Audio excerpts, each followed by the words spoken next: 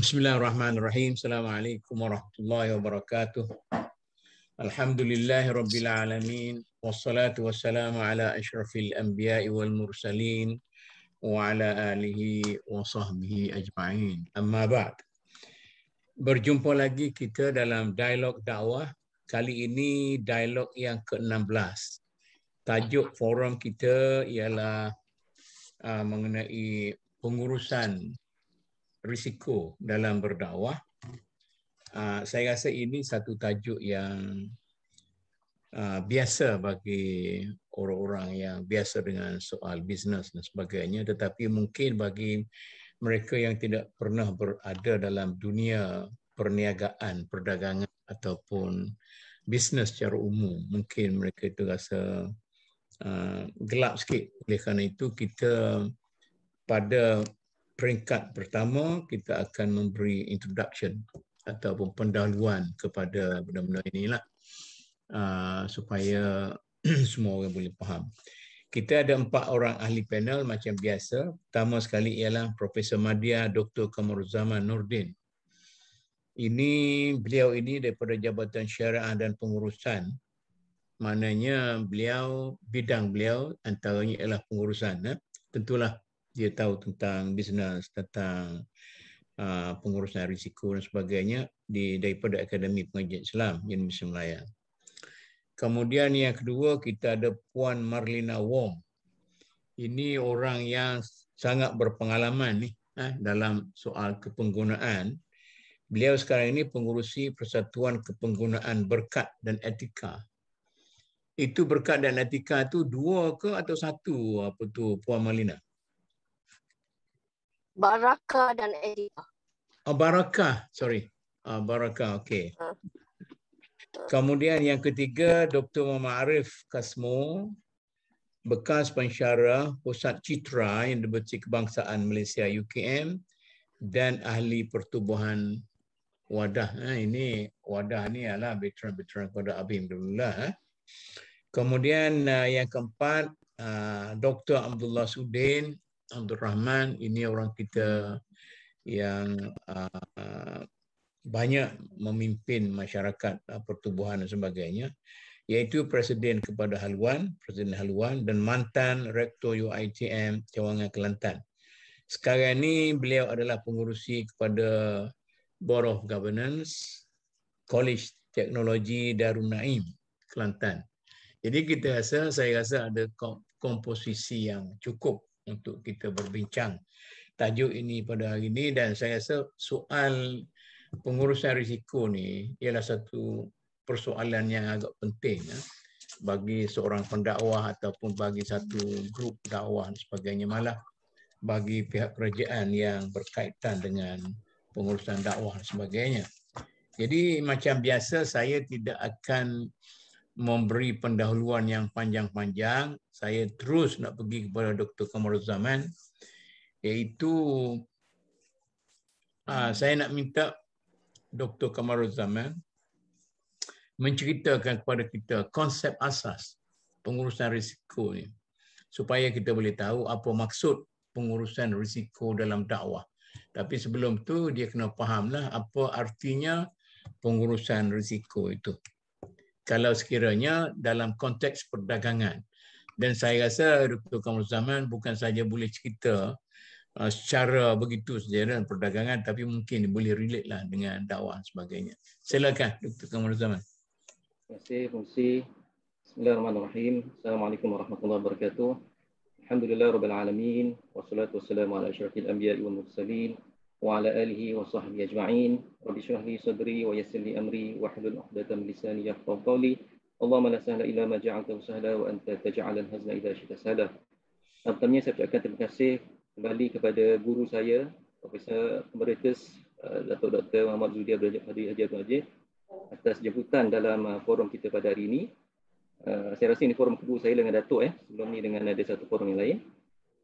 Dan juga yang dihormati para panelis yang terdiri daripada pakar-pakar semuanya, Dr. Abdullah, Dr. Muhammad Arif dan juga Puan Marlina. Dan tidak lupa kepada kita punya moderator lah, atau bukan apa ni, kita punya technician, Dr. Basri. Jadi persoalan yang telah ditimbulkan Datuk tadi itu berkaitan dengan konsep pengurusan risiko. Dan saya ini memang saya macam Datuk cakap lah, saya ini sebenarnya lebih kepada bidang pengurusan. Saya bukan orang yang terlibat aktif dalam bidang dakwah. Saya memang jarang bagi ceramah dan sebagainya. Tapi saya cuba memberikan inilah sumbangan. Kalau Datuk minta, saya cubalah penuhi sebab mungkin itulah saya punya sumbangan dalam bentuk apa yang saya faham, yang saya tahulah. Jadi dari segi sebelum saya mengulas tentang pengurusan risiko, mungkin kita nak kena faham jugalah maksud risiko itu sendiri apa. Jadi risiko ini secara ringkas kita boleh definisikan sebagai kemungkinan untuk mendapat bahaya ataupun kerugian ataupun kejadian yang buruk yang tidak dikendaki lah. Maknanya dia lebih bersifat negatif lah. Risiko ni sebenarnya benda yang kita kalau boleh kita nak elakkan. Itu secara ringkasnya lah. Jadi dan dari dalam bahasa Arab pun risiko ini definisikan sebagai al-khatar ataupun mukhatarah. Jadi risiko ni sebenarnya dalam kehidupan kita memang kita tak dapat elakkan lah. Dalam kehidupan seharian kita risiko itu memang ada. Risiko kalau kita berjalan mungkin jatuh, kalau kita naik kereta mungkin kemalangan dan sebagainya. Jadi itulah risiko-risiko yang mungkin boleh kita hadapi lah. Dan dari sudut konsep risiko ini, kalau kita nak panjangkan lagi perbincangan, risiko ni ada banyak pembahagian lah. Jadinya kalau nak paling mudah kita bagikan risiko ini kepada risiko yang berbentuk kewangan dan juga risiko yang bukan kewangan. Jadi kalau risiko kewangan ni paling mudah kita katakanlah kalau kita nak kaitkan dengan bidang dakwah, kita sebagai seorang da'i ataupun katakan penceramah ke ataupun tokoh agama yang berikan ceramah sebagai contohnya, kita boleh disaman. Kalau kita sebagai contohnya kita mengatakan sesuatu yang tidak benar ataupun kita menyebabkan pihak yang satu lagi rasa tidak selesa dan sebagainya, kita disaman dan kita dikendaki membayar sejumlah tertentu. Itu adalah risiko dalam bentuk kewangan. Ada juga risiko yang bersifatnya bukan kewangan. Contohnya ialah yang berkaitan dengan mungkin reputasi. Jadi kalau kita sebagai seorang da'i ataupun sebagai seorang tokoh agama sebagai contohnya, kita boleh terpalit dengan suatu isu yang boleh menjejaskan reputasi kita sebagai seorang tokoh yang dikenali. Sebagai contohnya mungkin dikaitkan dengan unsur skandal dan sebagainya. Jadi itu menyebabkan reputasi risiko lah ataupun reputational risk. Dan dalam Islam kita nak katakan kalau kita nak kaitkan konsep risiko ni dengan Islam, makna Islam dia tidak melihat risiko ni satu benda yang keseluruhannya negatif lah. Makna ada risiko yang memang kita kena tanggung dan wajib kita ada dalam kehidupan seharian. Jadi mungkin saya boleh ringkaskan Datuk, makna kalau risiko ni dari perspektif agama ataupun dari perspektif syariahnya, kita boleh lihat sama ada pertama sekali risiko yang tak nak kita kena buat, kita kena tanggung ataupun risiko yang tidak dapat dielakkan. Ini yang biasanya berkaitan dengan risiko dalam bidang perniagaan lah. Sebab dalam bidang perniagaan yang melibatkan keuntungan, kita bila nak untung, nak tak nak kita kena tanggung risiko yang bersesuaian. Ini selaras dengan hadis Nabi al-kharaj bid-daman. Ataupun makna sesuatu keuntungan yang kita nak dapat, makna mesti disesuaikan dengan risiko yang tertentu. Dan inilah yang dengan daripada hadis inilah mana dibuat kaedah fiqh iaitu al-ghunmu ataupun al-ghurmu bil ghunmi. Mana kalau kita nak untung, kita kena tanggung risiko. Jadi dalam konteks ini risiko ini adalah risiko yang nak tak nak kita kena tanggung. Kalau tidak, mana dari segi perniagaan keuntungan yang kita dapat tu mungkin tidak dianggap sebagai valid daripada perspektif syariah. Yang kedua, risiko yang tak boleh kita tanggung langsung. Kita kena elakkan risiko ini. Maknanya kalau kita tanggung, maknanya kita termasuk dalam benda-benda yang haram. Sebagai contohnya risiko yang melibatkan kita sengaja mencipta risiko yang boleh menyebabkan kerugian. Sebagai contohnya macam berjudi. Jadi judi ini asalnya kita kalau kita ada duit, maknanya kita simpan duit itu akan selamat. Tapi kalau kita berjudi, ada kemungkinan kita memperjudikan duit kita itu, duit itu boleh risikonya boleh hilang. Sebab it's a game of chance. Jadi maknanya dalam konteks risiko yang judi ini, maknanya adalah risiko yang diharamkan dan kita tidak boleh terlibat. Dan ini juga sesuai dengan firman Allah, wala tulqu bi aydikum ila tahlukah. Janganlah engkau mencampak diri kamu kepada kebinasaan. Jadi risiko yang boleh yang kita saja nak cipta risiko ini, masuklah macam kalau yang melibatkan gharar ataupun ketidakpastian yang sangat melampau ataupun fahish. Jadi muamalat pun melarang kita terlibat dalam unsur risiko yang sedemikian rupa.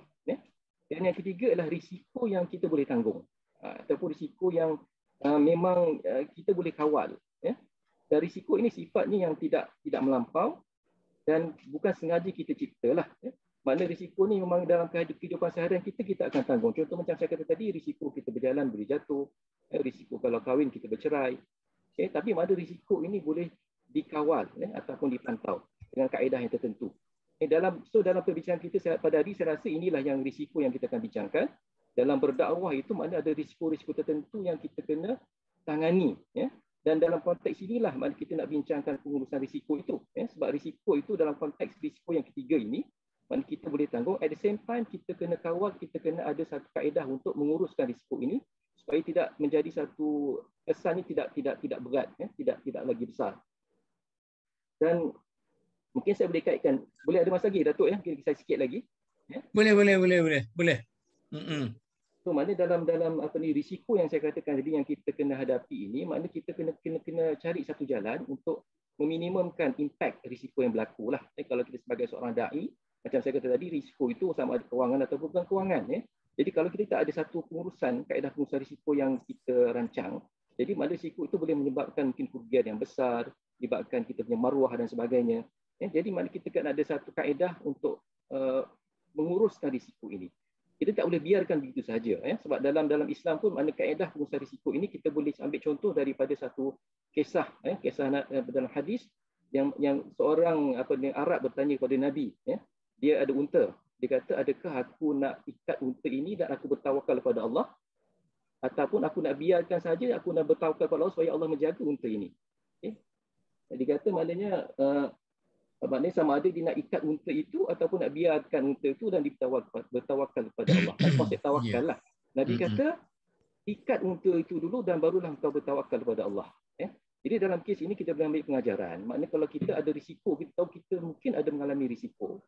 Jadi kita kena ada satu perancangan yang terhadapan apakah yang kita akan boleh buat untuk mengelakkan daripada risiko itu menjadi lebih besar ataupun melarat dan sebagainya.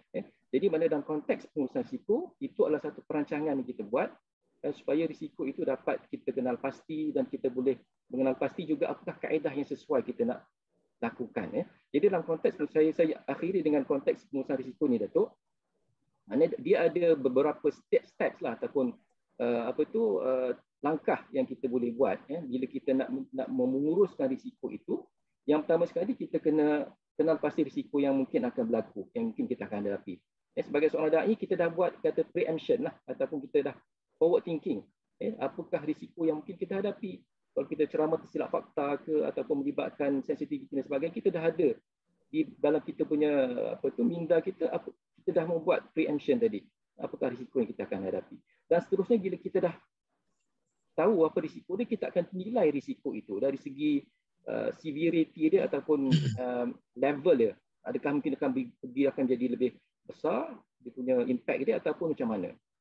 Bila kita dah nilai risiko tadi, step yang terakhir inilah yang kita boleh buat, kita memilih teknik pengurusan risiko yang sesuai. So dalam konteks pengurusan risiko dia ada beberapa pilihan lah. Yang pertama ialah avoidance, mengelakkan. Ini dalam konteks ini bisnes biasalah. Kalau kita takut risiko itu berlaku, jangan buat langsung. Kita elak terus. Kalau kita takut nak kena saman jadi pendakwah, jangan jadi dai. Tapi dia tak relevan lah Datuk kan. Maknanya kita ni bila kita mengucap la ilaha illallah, kita dianggap sebagai dai. So maknanya avoidance ini ataupun pengelakan ini dia tidak relevan untuk semua keadaan lah. Cuma dalam keadaan yang besar, mungkin risiko itu besar, kita rasa baik tak buat langsung. Itu lebih baik. Yang kedua ialah teknik pembendungan ataupun kata retention. Maknanya kita tahu risiko itu ada dan kita rasa kita boleh kawal risiko yang kita nak hadapi tadi. Maknanya kita tanggung risiko itu sendiri. Maknanya kalau apa-apa berlaku, kita bersedialah untuk sama ada membayar penalti ke dan sebagainya. Dan yang akhir sekali ialah kita memindahkan risiko tadi itu kepada pihak lain. Yang inilah biasanya kalau ada dalam konteks perniagaan, insurans. Kalau yang selama ini takaful lah. Mana kita tahu risiko sebagai contohnya kita nak kemalangan, so kita ambil polisi takaful supaya bila berlaku apa-apa kita akan dapat pampasan. Jadi itu adalah secara ringkasnya Datuk, mana dari segi maksud konsep pengurusan risiko lah. Mungkin selepas ini mungkin ada persoalan yang saya boleh sumbangkan lagi. Okey, terima kasih Prof. Madia Dr. Kamaruzaman. Maknanya kalau saya untuk orang bawahan ni saya kata macam ni lah. Dalam berdakwah itu ada risiko yang perlu hati-hati supaya kita terjebak dalam risiko itu, begitu kan? Betul. Kita ambil di situ, bukan nak berdakwah enggak sembarangan, pergilah berdakwah begitu-gitu saja. Puan Marlina Wong ini, dia punya kepakarannya ialah dalam bidang apa tu kita katakan gelagat pengguna. Gelagat pengguna. Kita tahu dalam bila kita belajar dulu-dulu, belajar pengurusan, kita kata ada satu istilah gelagat pengguna. Dan gelagat pengguna ini memberi kesan kepada strategi pemasaran atau strategi bisnes strategi termasuk dalam mengurus risiko tu. Mungkin kalau pengguna macam ni, risiko macam ni. Tapi kalau gelagat tu sudah, maka risiko lagi lain. Jadi macam mana? Bagi satu asas dulu kepada penonton kita tentang kalau dalam dakwah itu, pengguna itu ialah subjek pada dakwah itulah. Silakan tentang gelagat itu. Bismillahirrahmanirrahim. Assalamualaikum warahmatullahi wabarakatuh. Waalaikumsalam. Ya, saya Puan Marlina Wong. Memang before saya adalah seorang Buddhis dan vegetarian. Oh, vegetarian, jadi itu masih kekal sekarang ni kau? Sampai sekarang kau vegetarian tu?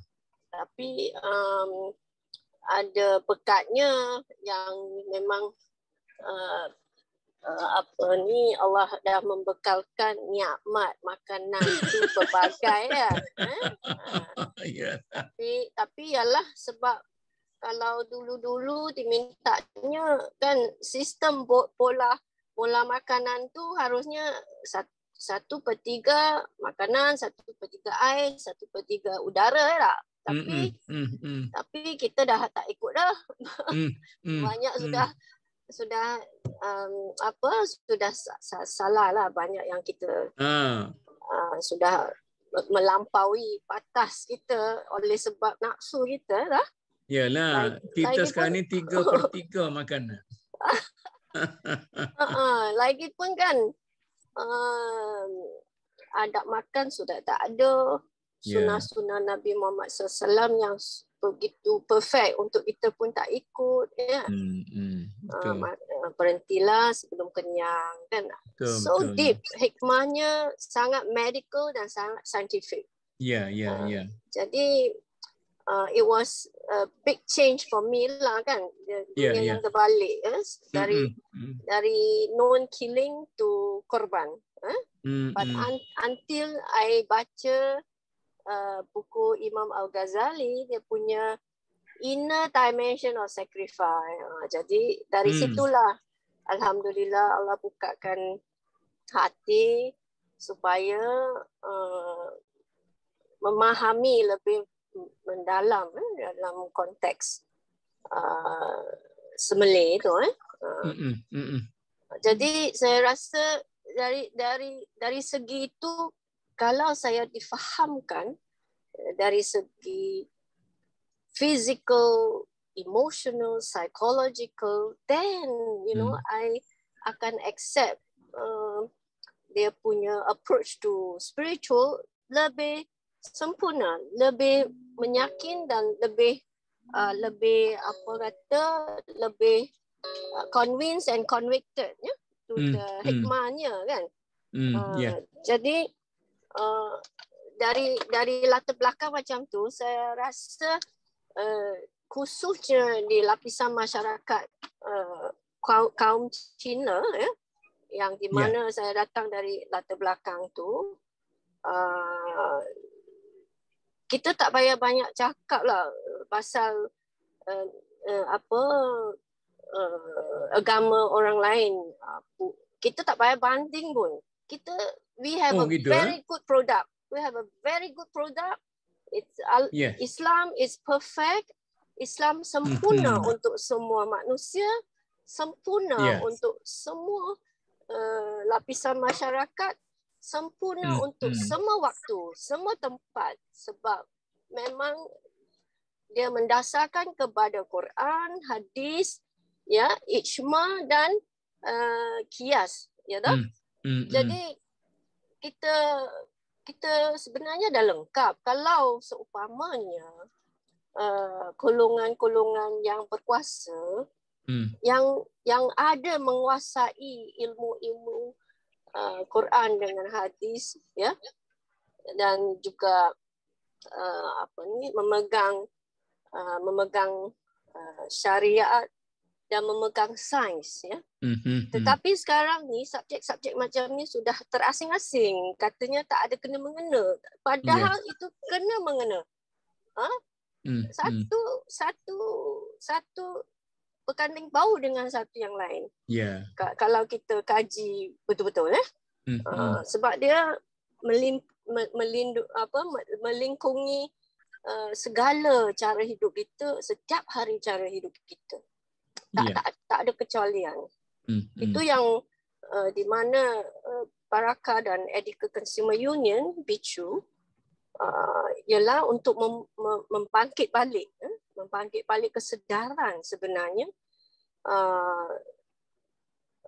halal dan thayyib tu meliputi semua lapisan masyarakat secara aman dan damai, peaceful, lawful, harmonious and wholesome. Contohnya, katakan kalau sembelih livestock tu dengan cara penuh ikut syariat, tapi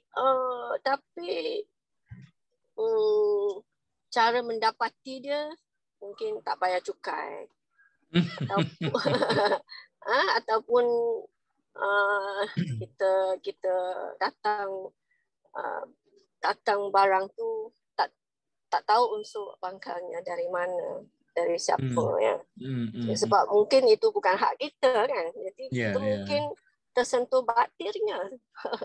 Jadi and then itu ialah muamalat sesama manusia sama manusia. Lagi perkaunan manusia dengan dunia makhluk kebinatangan, masa kita sembelihnya. Sekarang saya tengok kita ni banyak lalai. Saya dari latar belakang macam itulah yang lebih mengambil berat, ya, cara-cara sembelih itu. Sebab masa saya kecil saya masih ingat, kan kalau saya takut dengan tengok darah. Tapi saya satu-satunya perempuan di rumah, jadi keluarga latar belakang Taois, setiap festival kena sembelih, kena offer, kan, kena offering. Jadi saya terpaksalah nak tolong. Bila saya pegang ayam tu, bila dia disembelih, seolah-olah saya yang disembelih. Jadi masa itulah bila dia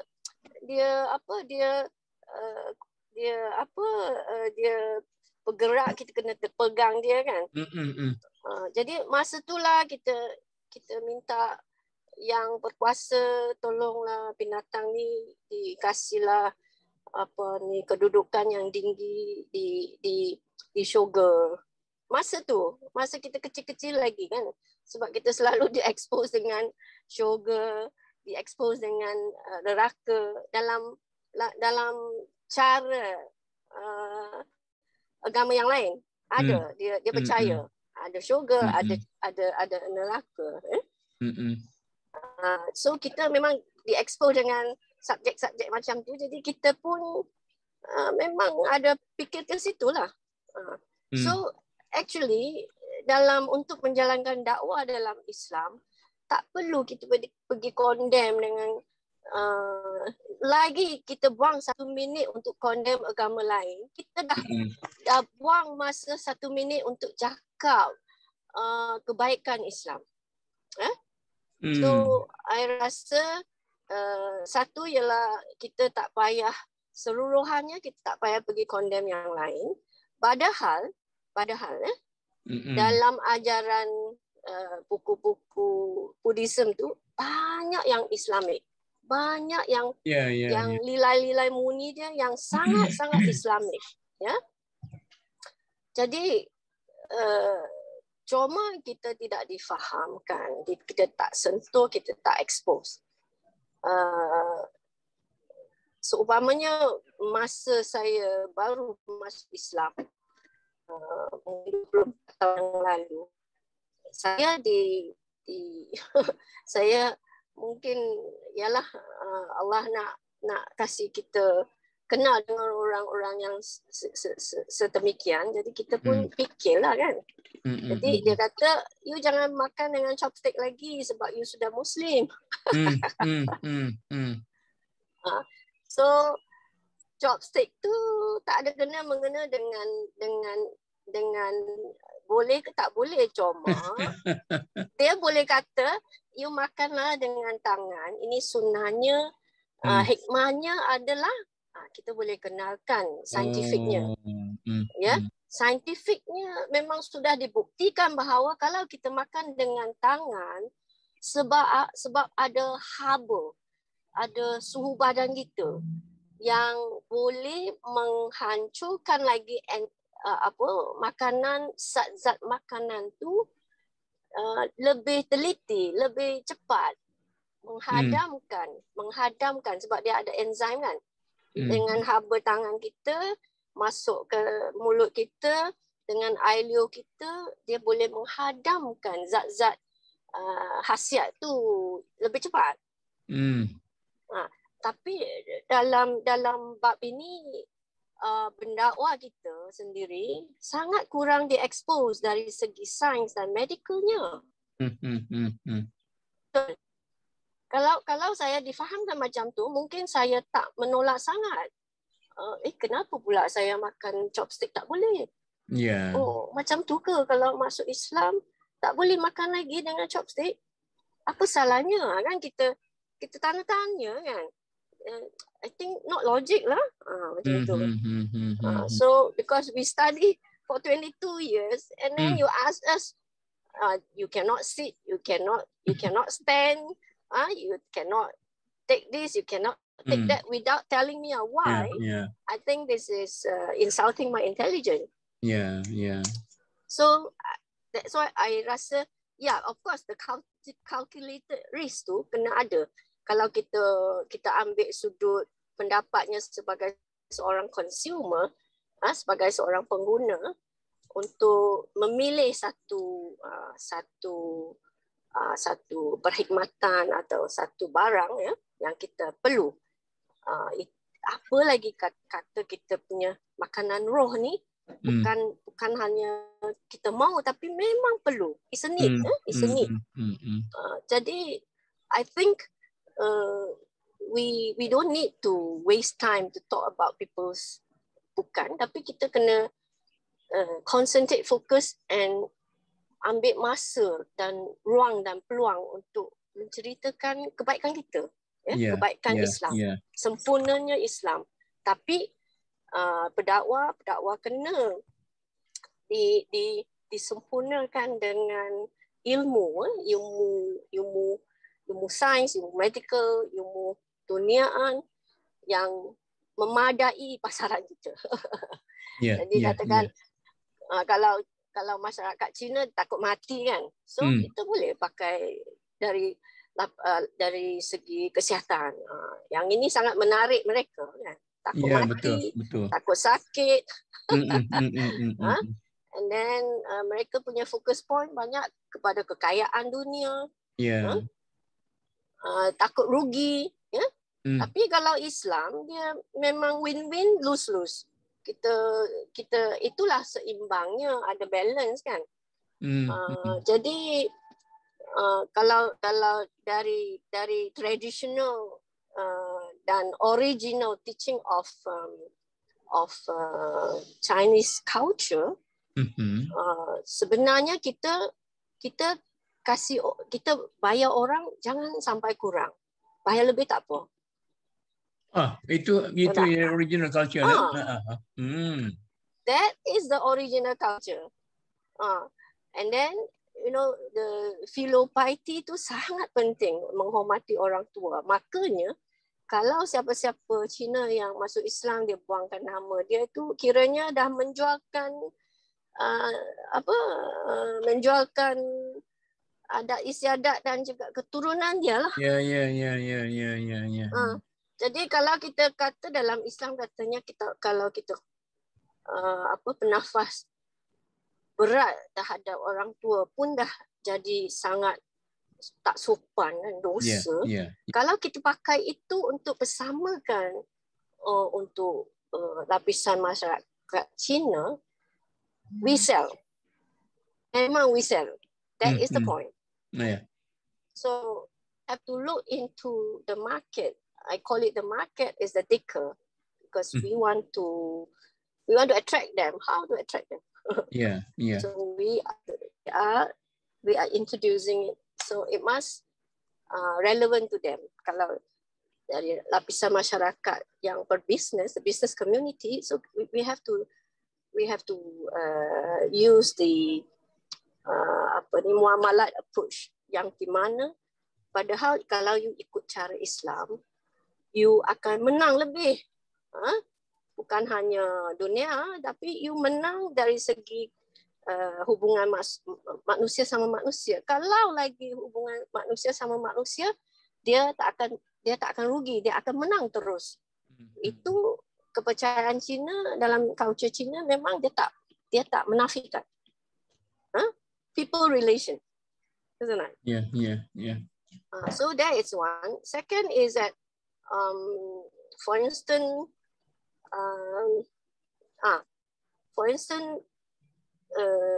hubungan manusia dengan alam sekitar. Kalau manusia sama manusia, kalau kita salah, kita boleh minta maaf, betul? Tapi kalau manusia sama alam, kita dah cederakan dia, kita dah rosakkan ekosistem dia, kita dah mencerubui kawasan-kawasan yang bukan hak kita. Seumpamanya, I kata sekarang kita tebangkan beribu-ribu hektar punya hutan. Jadi makhluk yang lain yang punya hak di situ pun kita mencorobori tempat dia. Apa yang akan terjadi? The whole ecosystem will be destroyed and will be disturbed. So manusia sesama alam sekitar adalah another subject di mana kita tidak boleh memandang rendah, memandang ringan. Di mana sekarang dah masanya kita nampak, kita saksi kecemaran banjir, runtuh, tanah runtuh, the whole climate change. So these are the reaction towards our doing. Perbuatan manusia ni kebanyakannya. Ya, of course kita kena reda juga dengan ujian Allah. Kalau kita kaji balik, itulah kajian Allah tu, uji kita sebab perbuatan kita kan. So itu sesama alam sekitar. Lepas tu alam dengan binatang. Kalau kita tengok balik, Nabi Muhammad SAW punya layanan terhadap binatang sekeliling dia. Dengan begitu compassionate-nya, ya, dengan begitu berhatinya. Ya, kucing yang tidur dia di atas dia punya rope tu, dia tak kejutkan dia, padahal dia berguntingkan sebahagian dia punya rope tu supaya kucing tu tidur kucing tu tak terganggu. Subhanallah. Yang inilah yang ada ini, nilai-nilai macam ni kita sudah meremehkan, kan? Kita tak. Apa lagi dengan compassionate dengan animal masa kita sembelihnya. Sekarang kita tengok kan banyak, padahal adat-adat tu sudah tidak dipandang pun. Padahal kalau kita sembelih binatang ni, sepatutnya dia tak, lain binatang dia tengok, tak boleh nampak. Ya. Lepas tu dengan pisau yang tajam dan cepat, dengan kelakuan yang cepat supaya mencepatkan kesakitan mereka. Dan kita baca doa tu ialah menenteramkan.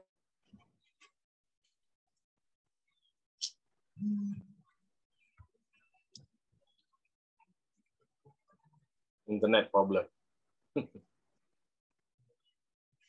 Okay, Puan Marlina. Okay, we stop here. Ya, masa kita. Okay, it's okay. Puan Marlina ada problem kembali kepada dia. Itu adalah satu. Okay, Puan Marlina. Puan Marlina punya line tak betul. Okay. Saya akan pindah kepada panel yang ketiga, iaitu Dr. Muhammad Arif. Dr. Muhammad Arif ni orang yang lama berkhidmat dengan sektor awam dalam pendidikan. Satu, beliau adalah seorang pendidik.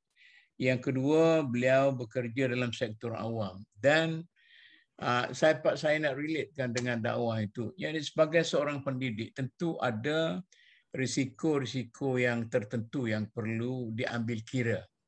Setakat dulu. Jadi maknanya lepas ni kalau kita ada maklumat bagaimana risiko pendidikan itu, maka begitulah kita boleh relatekan dengan risiko yang kita perlu berhadapan dengan dakwah. Sila.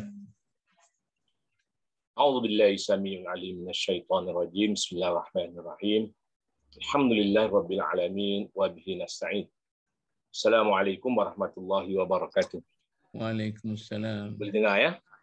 Ya. Alhamdulillah, namanya syukur kepada Allah Ta'ala kerana pada petang ini saya dapat bersama-sama dengan Majlis Dakwah Negara, pimpinan Datuk Mahmud Zuhdi. Dan terima kasihlah kepada Datuk kerana sudi untuk mengundang saya. Jadi secara ringkasnya begini tu. Saya dulu pernah mengajar di Sekolah Menengah Agama Persekutuan Labu, Negeri Sembilan. Jadi saya ini ketua Jabatan Sains di sekolah tersebut. Dan di situlah saya telah membuat satu tesis master saya yang bertajuk pembinaan akhlak atau pembangunan akhlak di kalangan pelajar-pelajar sekolah agama berasrama penuh. Saya membuat kajian olah amalan pelajar di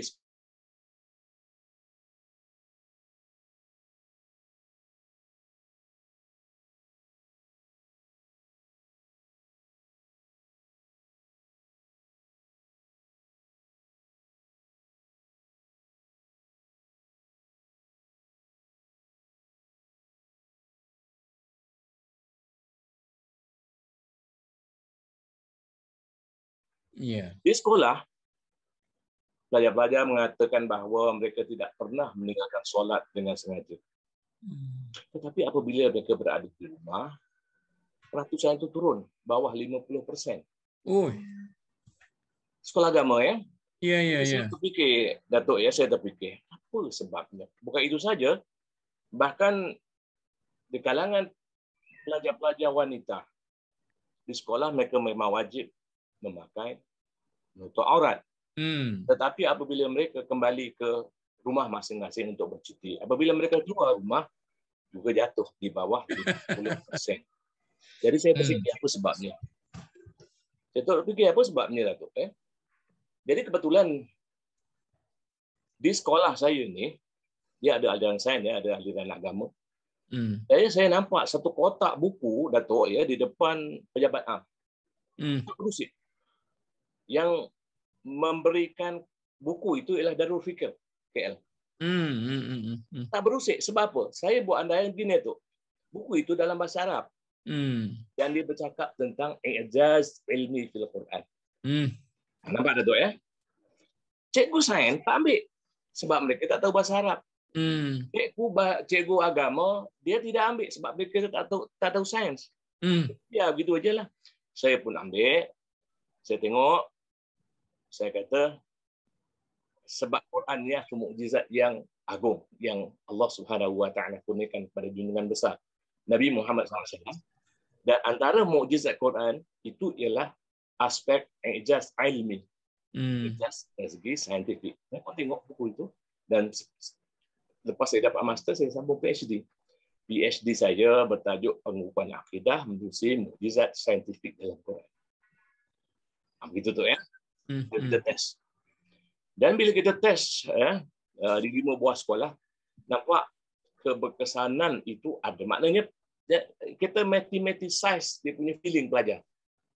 Perasaan pelajar tu ya berbanding dengan dengan kaedah biasa, apa perasaan pelajar-pelajar. Walaupun ya keyakinan itu bukan kita boleh ukur, tetapi kita mathematicize dia, maknanya apa perasaan dia ketika mendengar ya pengajaran guru agama yang saya assign untuk menggunakan modul saya. Ya.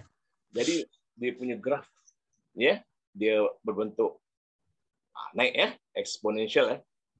Dan berbanding dengan kaedah biasa, dia mendatar. Jadi tesis saya itu mengukuhkan akidah menerusi mukjizat saintifik dalam Quran ya. Saya yang mereka bentuk tesis tersebut. Dia membimbing kaedah penyelidikan di Dr. Tajul Arifin. Nordin.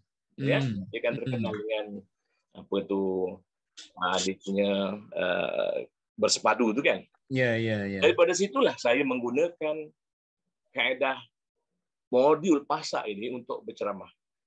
Dan dalam proses saya membuat ceramah itu, Datuk, selepas ceramah tu saya pungut ribuan komen pelajar. Nanti saya tunjukkan sedikit kalau boleh. Dan pelajar-pelajar ini dia banyak, dia punya varieties. Antara yang menggerunkan kita ialah kalangan mereka yang menganggap diri mereka ini etis. Pada tu ya. Mereka mengatakan mereka selama ini tidak percayakan kepada adanya Tuhan. Tetapi apabila ditunjukkan bukti-bukti ya ijaz Al-Quran dari aspek saintifik, mereka kembali beriman. Ya. Jadi sebab itu antara risiko yang kita hadapi sebagai pendidik di sekolah ialah bagaimana kita boleh ya ancaman daripada mulhid ilhadi ini, benda-benda yang berkaitan dengan ketidakpercayaan kepada agama. Ini memang merata-rata ada. Ya, saya minta mula saya nak tunjukkan dia punya petikan Abah, boleh ya? Ya, boleh sekarang boleh buka ya? Sila. Ini ya? Nampak tak? Tak nampak tu. Oh, saya tak masukkan lagi. Sekejap. Saya tak nampak ni. Dr. Masri boleh tolong masuk tak? Tak ada lah pula. Dr. Arif kena share sendiri. Ya, tahu tapi saya tak jumpa dia punya. Okey. Dia punya apa ni? Tak boleh. Okeylah, tak apalah. Tak apalah, tak apa. Ya, okey. Saya teruskan ni. Okey, nanti sekejap.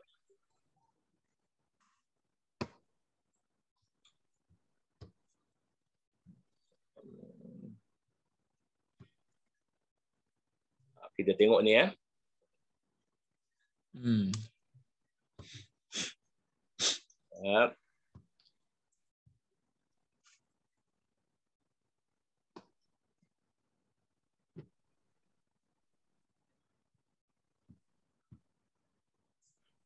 Kita cerita pasal risiko dia ya, Datuk ya. Risiko dalam dakwah. Jadi antara mereka ni yang saya sering tunjukkan kepada orang ramai, macam Badrul ni contohnya ya. Badrul ini dia seorang yang pernah belajar di sekolah agama. Di Ipoh lah.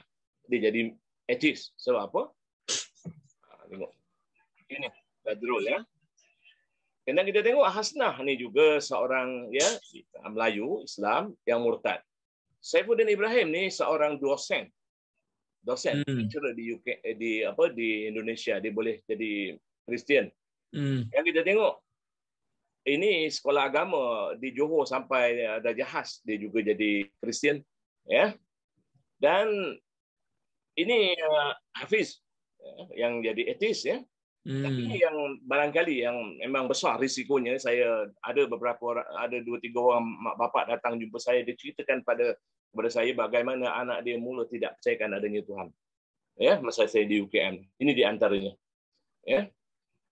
Jadi ini menjadi masalah kepada kita.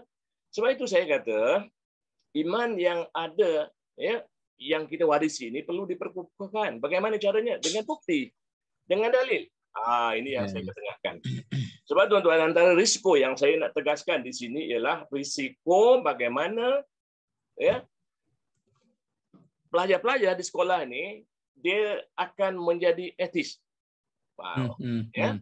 Yang berani bercakap tu adalah yang menolak, macam saya jumpa di mana di sekolah menengah agama Miri, ya, dia kata dia etis dulu, ya, tetapi kemudian dia, ya, percayakan kepada Allah, ya, kepada Islam apabila, ya, beliau, ya, melihat akan bukti-bukti. Itu satu contoh lah, ya.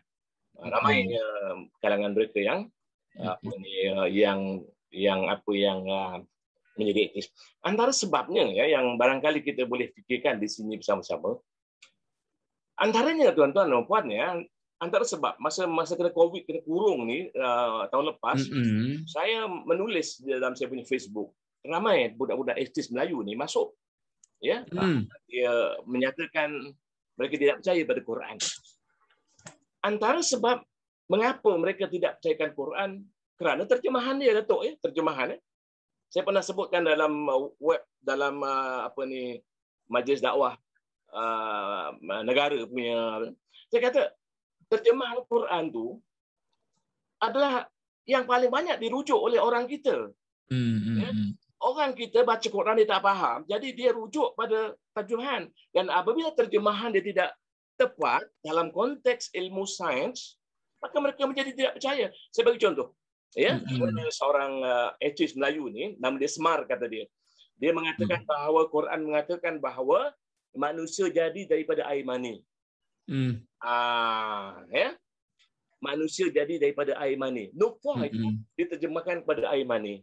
Dan saya cadangkan terjemahan Quran ini supaya jangan diterjemahkan kepada air mani, tapi kita buat, ya, kita buat bawa endnote tu. Endnote kita buat nutfah ni asal maksudnya apa? Ya, itu satu. Kemudian ada beberapa contoh lagi ayat Quran yang disalah terjemahkan. Saya ambil contoh, ya, Datuk, ya, dalam surah At-Tariq. Yahju min baini sulbi wat taraib. Sangat jelas apabila diterjemahkan, mengelirukan apabila diterjemahkan yang keluar dari tulang rusuk dan tulang sulbi. Dia tertinggal perkataan min baini. Jadi budak-budak ini, tuan-tuan dan puan, ya, dia fikir, yang aku belajar ni air mani bukan keluar daripada tulang rusuk. Yang aku belajar ovum bukan keluar daripada tulang sulbi. Ini mengarut, kata mereka. Banyak lagi. Sebab itu, tuan-tuan dan puan, kalaulah, ya, di bahagian keselamatan dalam negeri ada perlesinan Quran, saya percaya salah satu perkara yang JAKIM perlu buat adalah perlesinan terjemahan Quran. Begitu saya cadangkan. Sebab risiko yang kita kena hadapi, ya, dengan kadar mereka yang bagi mulhidin yang makin lama makin banyak macam api dalam sekam. Tetapi apabila kita menggunakan pendekatan, ya, yang saya sebutkan dari tuan-tuan, cuba tengok tuan-tuan, ya. Saya mengajar di UKM, ya, dan saya menceritakan tentang Quran dan sains. Ini pelajar Cina. Boleh baca tak? Boleh. Okey. Ini namanya Jason, pelajar cerdik ni, pelajar kejuruteraan. Apa dia kata? I think it's just too amazing. It is a bit unbelievable at first because my belief toward the God is not very much at first. But after all the fact and statistics that my lecturer has shown to me, I started to believe that God do exist. Ya, Puan Marima ada tengok kan? saya mengesan the feeling of the Chinese and the non-Muslim melalui kajian-kajian saya seperti ini ya. Tengok satu lagi. Nanti saya tunjukkan Indian. Saya rasa Al-Quran berkemungkinan besar adalah benar wujud dicipta oleh Tuhan. Saya mula mempercayai kewujudan Tuhan agama Islam. Si yang bawah sekali. Saya tidak pernah diberitahu tentang perkara ini.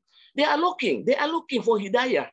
They are looking for the true religion, but nobody tell them this is the way. Dan kalau kita tunjukkan pun, tuan-tuan dan puan, masalah dengan kita ni tuan-tuan, kita bergaduh dari skism kita, dari firqah-firqah yang berbagai-bagai sekarang ini menyebabkan mereka lagi tertolak kepada Islam.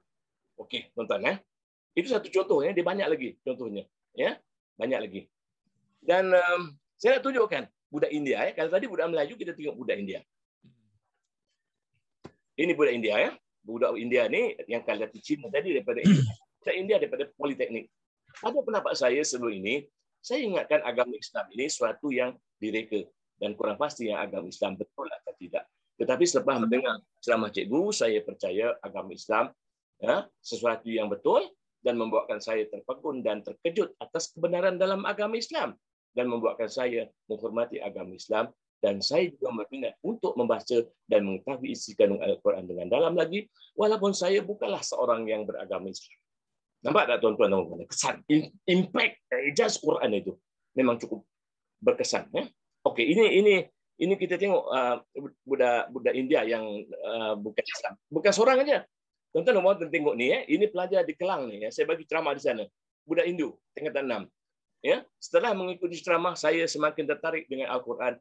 Dia telah mengubah persepsi saya mengenai Al-Quran. Kini saya lebih yakin terhadap Al-Quran. Tuan-tuan, dan kita tengok satu lagi.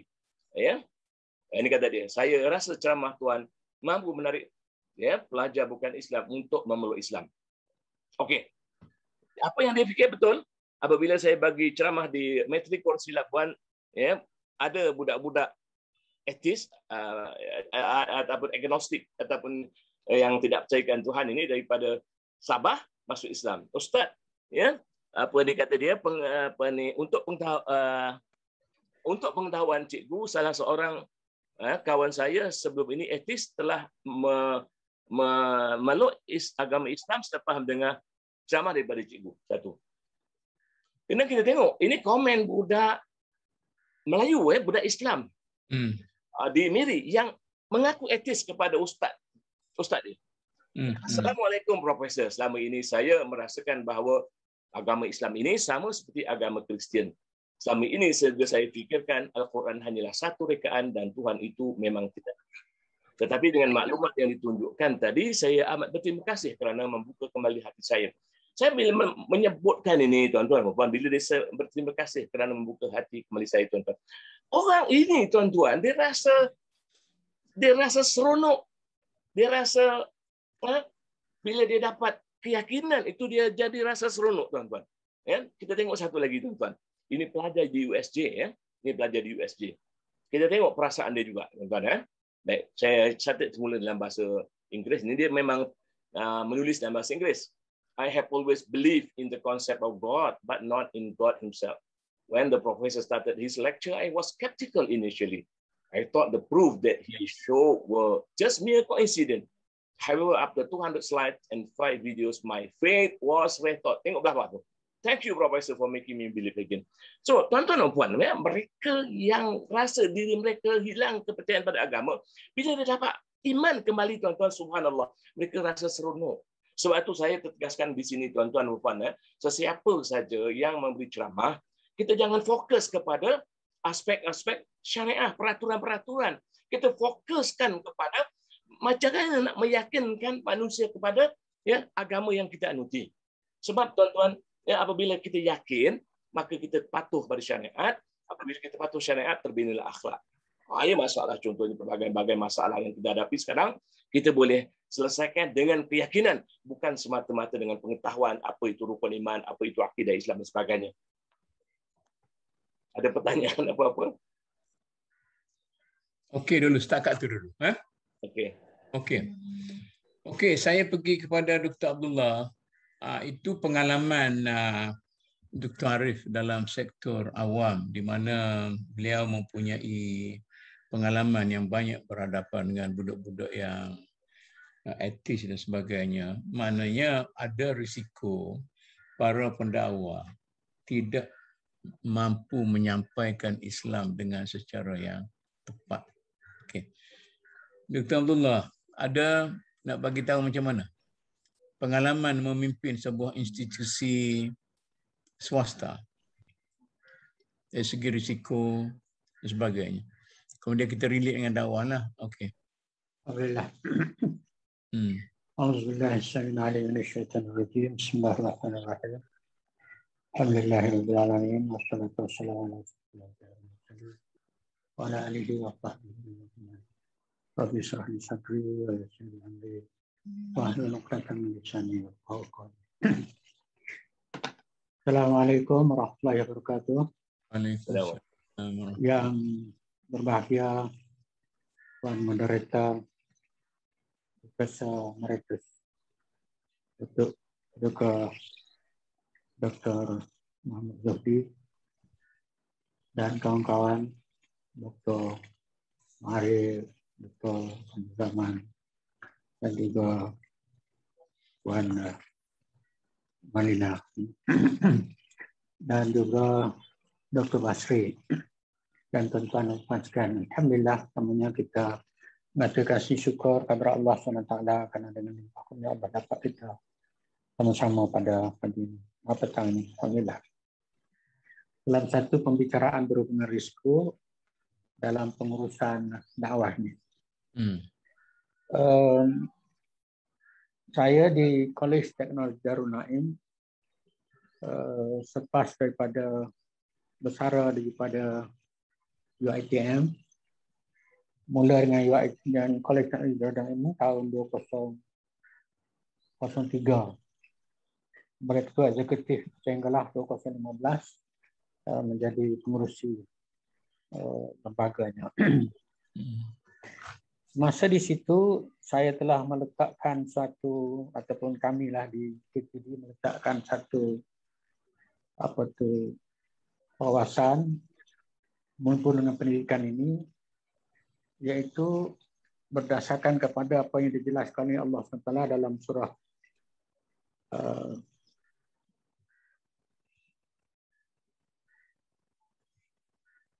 menjadilah ini ayat yang ke-11. Yarfa'illahu allazina amanu minkum wallazina utul ilma darajat. Dan apa kita sebut, Allah meninggikan darjat orang yang beriman di antara kamu dan orang yang diberi ilmu pengetahuan dengan beberapa darjat. Sebagai falsafah pendidikan di kolej kita. Dan daripada situ kita telah melahirkan satu slogan dalam bahasa Kelantan. Boleh ke? Boleh. Boleh. Dalam bahasa Kelantannya simpelnya ialah ngaji biar pandai, perangai biar juruh, hidup biar boleh tupai, dan mati masuk syurga. Orang boleh faham tu. Boleh faham. Boleh faham. Ngaji biar pandai ni maksud saya ialah kalau kita belajar bidang profesional misalnya yang kursus yang ada dengan saya itu ialah perakaunan, engineering. You must aim to become professional accountant and professional engineer. Maksudnya matlamat kita jadi profesional. Kalau kita ngaji misalnya kita ada syariah, you must aim to become ulama. Jadi pandai di situlah ulama dan profesional. Maknanya bukan kata cukup makan tak. Tapi pandai saja tak cukup, dia kena juruh. Juruh ni maksudnya berakhlak lah. Integrity orang sebut sekarang ni. Berakhlak. Maknanya kalau kita ngaji pandai tak ada akhlak, seperti yang ada dalam masyarakat kita hari ini. Orang yang duduk rasuah-rasuah itu sebagai satu tanda kerutuan akhlak bukanlah orang tua bodoh, orang cerdik-cerdik.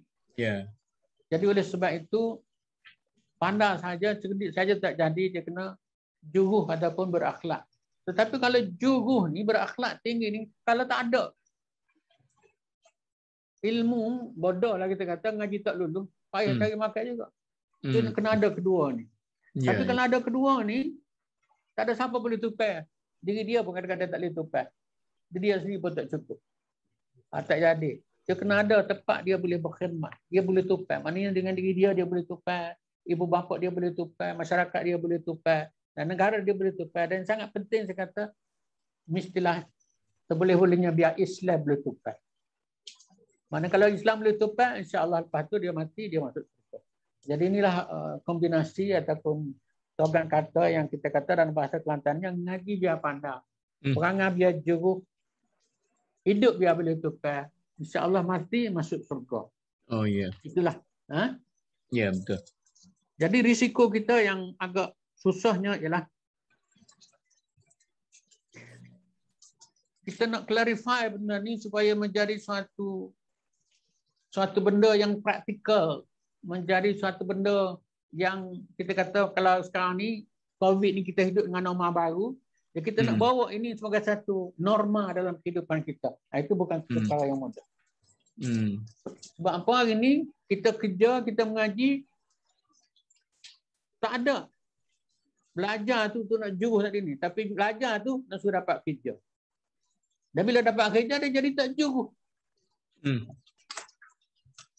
Dengan menipunya, dengan rasuahnya, dengan apanya. Inilah menjadi satu perkara yang agak menyukarkan kita lah. Jadi masalah ataupun jadi risiko dalam mesej yang kita nak bawa ni. Ya. Jadi hak-hak ni saya rasa satu benda yang boleh kita ni lah. Perkara yang kedua yang ingin saya sebutkan ialah berhubung dengan risiko ini dalam bahasa insurans yang disebut dibagikan pada dua. Tadi yang bahagia Dr. Zaman bagi 3 tadi, itu satu bentuk pembahagian. Tetapi yang satu bentuk pembahagian lagi kita boleh bagi pada 2, iaitu risiko yang boleh kita jangka, yang probability berlaku risiko tadi kita boleh buat telahan. Atau disebut oleh Puan Marina tadi sebagai calculated risk, yang boleh dikalkulate. Dan yang keduanya ialah risiko yang tidak boleh dijangka. Non-calculated. Maknanya tak boleh kita nak jangka. Kita boleh nak agak. Misalnya kita kata, kalau accident atas jalan raya, itu dikira sebagai calculated risk. Maknanya probability jadi accident tu boleh kita jangka dengan banyaknya jumlah kenderaan ke, luas sempit jalan raya ke. Jadi itu boleh kita calculate, boleh kita jaga. Jadi risiko yang seperti ini, seperti yang disebutkan oleh Prof. Zaman awal tadi, ialah risiko yang boleh kita alih. Bila kita boleh jangka, kita boleh alih kepada orang lain. Yang menanggungnya tu siapa? Inilah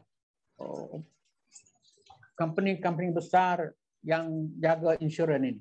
Yeah. Dan mereka buat duit pula di situ. Itu tidak cerita kita lah. Jadi maknanya kita boleh alih risiko accident. Jadi dalam menguruskan IPTS seperti saya ini, risiko ini pun ada. Pelajar-pelajar saya pun biasa accident sampai meninggal. Hak ni kita boleh ambil insurans dan alhamdulillah boleh bantu keluarga dia apabila dia meninggal untuk nak menguruskan ayat ke apa semua sekali. Bahkan masyarakat dapat nikmat pula lah. Lebih daripada apa yang diperlukan, dia dapat dengan insurans yang kita ambil untuk nak cover pelajar-pelajar tadi. So, hak tu, okey, alhamdulillah boleh ini. Tetapi yang sangat menyukarkan ialah risiko yang kita tak boleh nak jangka ni. Yang disebut dalam istilah yang berbahagia Datuk Paduka pengurusi kita pada petang ini ialah soal pemasaran dan gelagat pengguna. Gelagat pengguna dan pemasaran ini adalah satu bentuk risiko yang kita sebut selalunya tidak boleh kita kalkulate. Kita tak boleh kalkulate. Yang inilah yang menyukarkan dalam pengendalian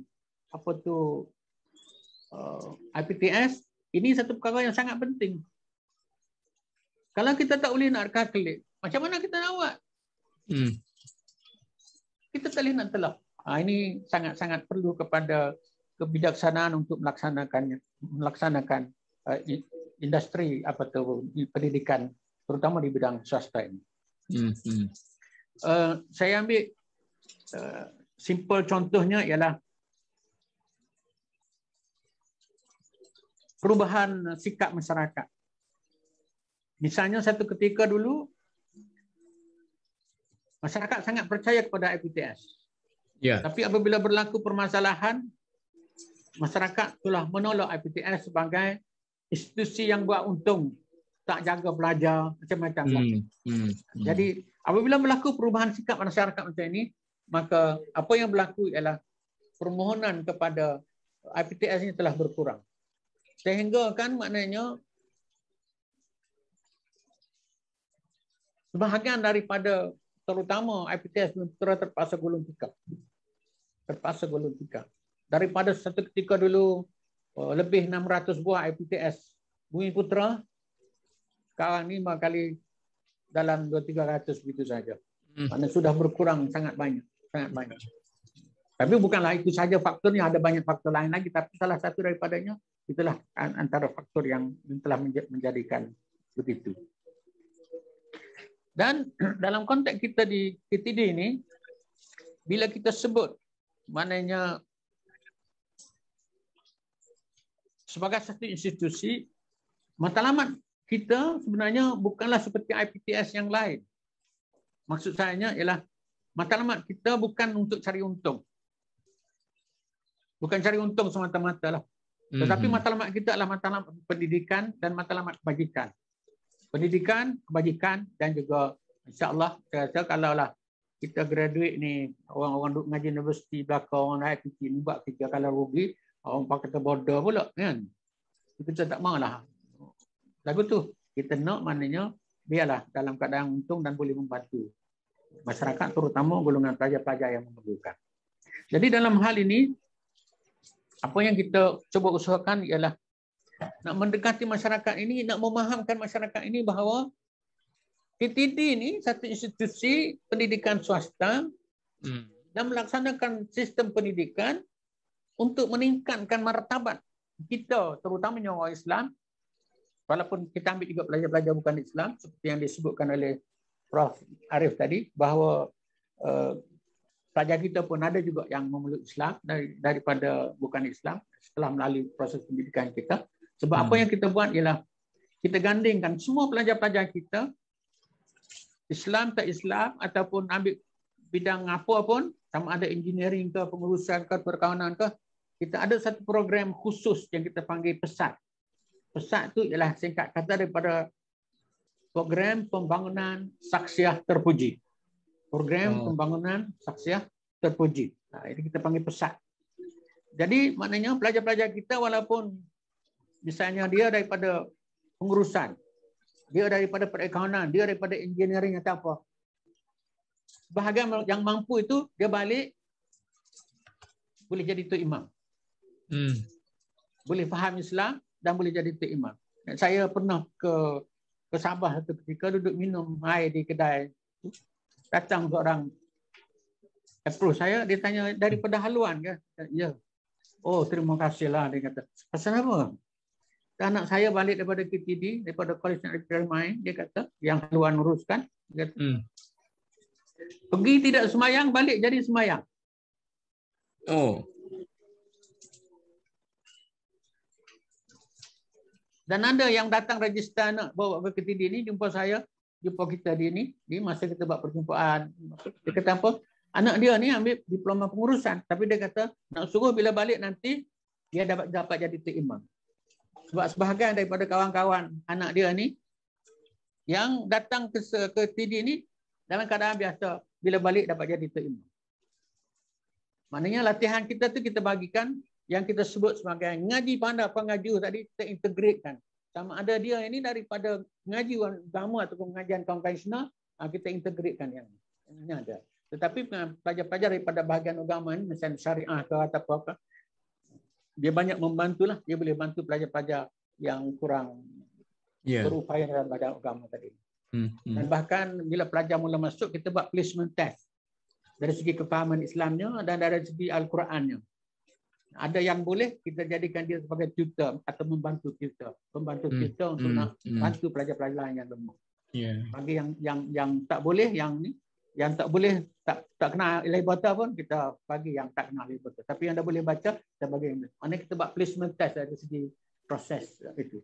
Jadi saya rasa itulah satu perkara yang sangat perlu kita laksanakan hari ini. Risiko tu ialah memang ada di mana-mana, apa juga pun. Tapi dalam konteks laksanakan kerja dakwah ini, kita nampak dakwah ini sebagai dakwah, pergi ceramah atas masjid. Tetapi kita tak nampak lagi hari ini seperti yang Datuk Pengerusi nampak ni, maknanya dakwah dalam bidang pendidikan. Tapi bila kita sebut dakwah dalam bidang pendidikan, bukan nak suruh jadi cerdik saja. Bukan nak suruh jadi pandai saja, nak suruh otak geliga saja. Tetapi kita nak supaya dia melahirkan satu personality Islam yang well-rounded personality. Maknanya nak suruh jadi orang yang boleh belaka. Boleh.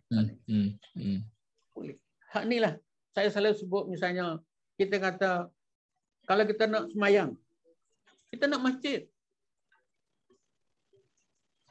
Kita nak buat masjid, kita nak pada arkitek, kita nak pada engineer, kita nak pada accountant, kita nak pada lawyer untuk buat urus perjanjian, kita nak pada kontraktor. Jadi asalnya nak masjid saja ya. Tetapi jadi inilah saya rasa sangat penting yang kita melihat daripada perspektif yang menyeluruh. Tapi saya kata, tapi semuanya ada. Tapi yang tak adanya tu imam. Tak boleh sembahyang juga. Tapi dalam konteks kita yang kita nak lahirkan ini, bukan kita nak lahir tu imam dengan profesional tadi secara separated macam tu. Secara detail macam tu. Yang kita nak ialah secara sepadu, di mana arkitek pun boleh jadi tu imam, kontraktor pun jadi tu imam, lawyer pun jadi tu imam, doktor pun supaya orang sihat boleh pergi sembahyang tadi boleh jadi tu imam belaka. Mana benda tu ada well integrated personality ini. Inilah saya rasa satu cabaran ataupun satu orang kata risiko yang sangat sukar untuk kita maklumkan kepada masyarakat pada hari ini. Kerana hari ini kita sudah terikat bila hantar anak mengaji sekolah, anda tanya nak jadi gapo. Bukan salah jadi gapo. Jadilah apa-apa pun tidak masalah. Saya tidak cakap pun anak saya nak jadi apa. Nak jadi apa tak apa. Tapi sangat pentingnya ialah akhlak mesti dibetulkan. Dan hidup mestilah boleh berkhidmat untuk Islam. Bukan untuk nak khidmat cari makan saja. Sebab kalau khidmat cari makan saja, Allah dah sebut dalam Quran, dia kata apa? Wallazina kafaru yatamatta'una wa ya'kuluna kama ta'kulul an'am. Orang kafir itu dia makan, hidupnya cari makan saja, dan makannya tu seperti makannya binatang-binatang. Dan apa sudahnya? Allah kata wan naru maswallahu, makalah tempat sudahnya. Kalau kita ubah dengan keadaan hari ini, kita mengaji ni kerana career, bila kita kerja kerana career, cari makan kita kata career dalam istilah yang besar sikit. Jadi kalau career lah mata-mata dalam hidup kita ini, habislah kita. Tapi kita naklah supaya Datuk Pengerusi kita ini sebagai satu contoh. Mana lepas batching pun bukan cari makan dah, tapi berkhidmat dah. Ni boleh tukar dah ni. Kita langsung jadi lagi tu. Bukan produk tu. Dah. Tak ada erti produk macam mana. Kat tu dulu kot. Terima kasih. Saya sambung lepas ni. Tak masuk lagi tentang risiko sebenar dalam pengurusan pendidikan tu. Tak masuk lagi. Itulah apa tu pendahuluan yang diberikan oleh panel kita pada hari ini. Yang kalau saya sebagai seorang pendakwah mendengar apa yang diceritakan oleh setiap orang dalam bidang masing-masing, sama ada berasaskan kepada latar belakang pemasaran barangan perniagaan sebagainya, ataupun menguruskan gelagat pengguna, ataupun menguruskan para pelajar yang ada banyak risikonya kita tak capai apa yang kita tujukan, objektif yang ada di sebalik pendidikan. Jadi di sektor awam macam ni, sektor swasta macam ni. Jadi sekarang ni kalau kita baliklah, tadi kita janji santai, Puan Malina apa mana dah tak tahu. Okey dah Puan Malina, okey, kalau tak ada pun tak apa. Mungkin dia punya masalah lain tak betul tu. Jadi persoalannya sekarang ni, ini satu soalan untuk semua orang. Di Malaysia sekarang ni, kalau kita lihat dari perspektif pengurusan dan pengalaman perdagangan, pengurusan pendidikan yang kita dengar tadi, kalau kita dengar, kalau kita faham dari segi itu, maka apakah kita boleh faham risiko mengurus dakwah yang lebih utama? Maknanya bila kita nak menjadi pendakwah, sebelum ni kita nak jadi pendakwah, kita pergi berdakwah lah begitu. Tapi bila dengar orang kata dakwah itu sebenarnya pemasaran. Sama seperti pemasaran. Kita nak pasarkan kita punya Islam, akidahnya, syariatnya, tasawufnya, apa-apa semua sekali. Yang ini kita nak pasarkan. Jadi, kalau kita tak fikir tentang risiko, mungkin kita terus terjun, mungkin kita tak capai kita punya objektif. Itu satu. Ada kemungkinan juga kita mencapai objektif yang sebaliknya, makin menjauhkan orang. Tadi Puan Marlina kata, satu risiko yang paling buruk sekali ialah apabila kita mengambil peluang berada di hadapan kita punya klien itu ialah untuk mencaci orang lain. Bila kita banyak mencaci orang lain, risiko buruknya ialah kita kehilangan masa untuk menceritakan tentang kebaikan apa yang kita bawa. Itu yang apa tu kan. Jadi sekarang ni saya nak tanya semua. Siapa dia nak mula dulu? Pertanyaan saya, apakah risiko yang paling utama apabila kita berdakwah yang perlu kita mengambil kira sebelum kita melakukan dakwah kita, walau apa bidang sekalipun? Okey, siapa dia nak mula? Saya nak bilang ni. Saya boleh, Datuk? Okey, saya Dr. Kamaruzaman. Bismillahirrahmanirrahim. Tadi panjang lebar lah huraian daripada Dr. Arif dan juga Dr. Abdullah berkaitan dengan risiko dalam bidang masing-masing. Tapi kalau kita nak kembali kepada konteks dakwah ni, Datuk, maknanya kita tak boleh lari lah. Maknanya tak kira dalam bidang apa pun, kita sebagai apa kita nak cakap tentang dakwah ni, elemen dia sama ada da'i, mad'u, dia punya konten dan juga metodologi atau uslub lah. Jadi kalau kita nak tengok dari segi risiko tu, yang saya rasa kalau bagi pandangan saya lah, maknanya dia ada beberapa risiko yang besar. Antara yang paling besar bagi saya ialah da'i itu sendiri, ataupun pendakwah itu sendiri, dari segi kesediaan dia untuk menyampaikan sesuatu perkara berkaitan Islam ni, sama ada berkaitan dengan akidahnya, syariahnya ataupun akhlak. Jadi maknanya kalau sebagai seorang da'i, tuntutan bagi da'i ni ataupun pendakwah ni, dia kena well equipped lah dengan knowledge. Dari segi ilmunya dia kena mantap. Kena jadi seorang yang jujur, seorang yang sabar, seorang yang kasih terhadap badung, merendah diri, dan juga boleh bercampur dengan masyarakat lah. Dia bukan sebagai seorang yang elit, yang tidak bercampur dengan orang. Itu menjadi satu benda yang mungkin memisahkan dia dengan masyarakat. Jadi bagi saya risiko paling besar ialah ada kemungkinan da'i itu tidak mampu menguasai ilmu yang sepatutnya, yang menyebabkan apa yang disampaikan juga tidak tepat ataupun tidak betul dengan apa yang ajaran Islam yang sebenarnya lah. Jadi dalam konteks dakwah pada hari ini, mungkin saya nak lanjutkan jugalah pada hari ini kita lihat, mungkin saya berkaitkan juga dengan apa yang disebut oleh Dr. Abdullah tadi, dengan kita kata uncalculated risk lah, maksud risiko yang tak boleh kita jangka berkaitan dengan apa tadi tu istilah tadi tu, saya terlupa lah, Datuk, yang dibincangkan tentang consumer kan, ataupun kehendak pengguna ni, kata tak boleh dijangka. Jadi kalau sebagai seorang da'i, katakan kita nak relate dengan pendidikan pun, maknanya kita sebagai da'i ni, kita sekarang ni kita katakan dunia teknologi yang sangat tinggi, katakan IR 4.0 ataupun Industrial Revolution 4.0. Dan sekarang semua dah berkaitan dengan AI-nya, berkaitan dengan online, semua merupakan bergantung pada teknologi. Jadi sebagai seorang da'i pada hari ini, saya nak kaitkan dengan bagaimana risiko da'i yang dihasilkan itu mungkin tidak berkualiti. Jadi kalau kita tengok sekarang ni, realiti pada hari ini, banyak program-program untuk menghasilkan da'i juga, dia mungkin menghasilkan da'i itu secara instant, secara segera. So berdasarkan daripada teknologi pada hari ini, kita tengok program dakwah ini yang dicampur dengan unsur hiburan sebagai contohnya. Kita tengok kat televisyen ada banyaklah program-program untuk menghasilkan da'i, contohnya macam Imam Muda, Pencetus Ummah, macam-macam lagi lah, Suzah Pilihan dan sebagainya kan. So mari kita tengok itu satu program yang bagus lah, makna untuk mencari seorang ataupun menghasilkan da'i yang mungkin ada mengikut kriteria yang tertentu. Tetapi mungkin dari sudut yang lain, penghasilan itu mungkin dibuat secara segera, tidak melalui proses pendidikan ataupun proses disiplin ilmu, tidak sempurna.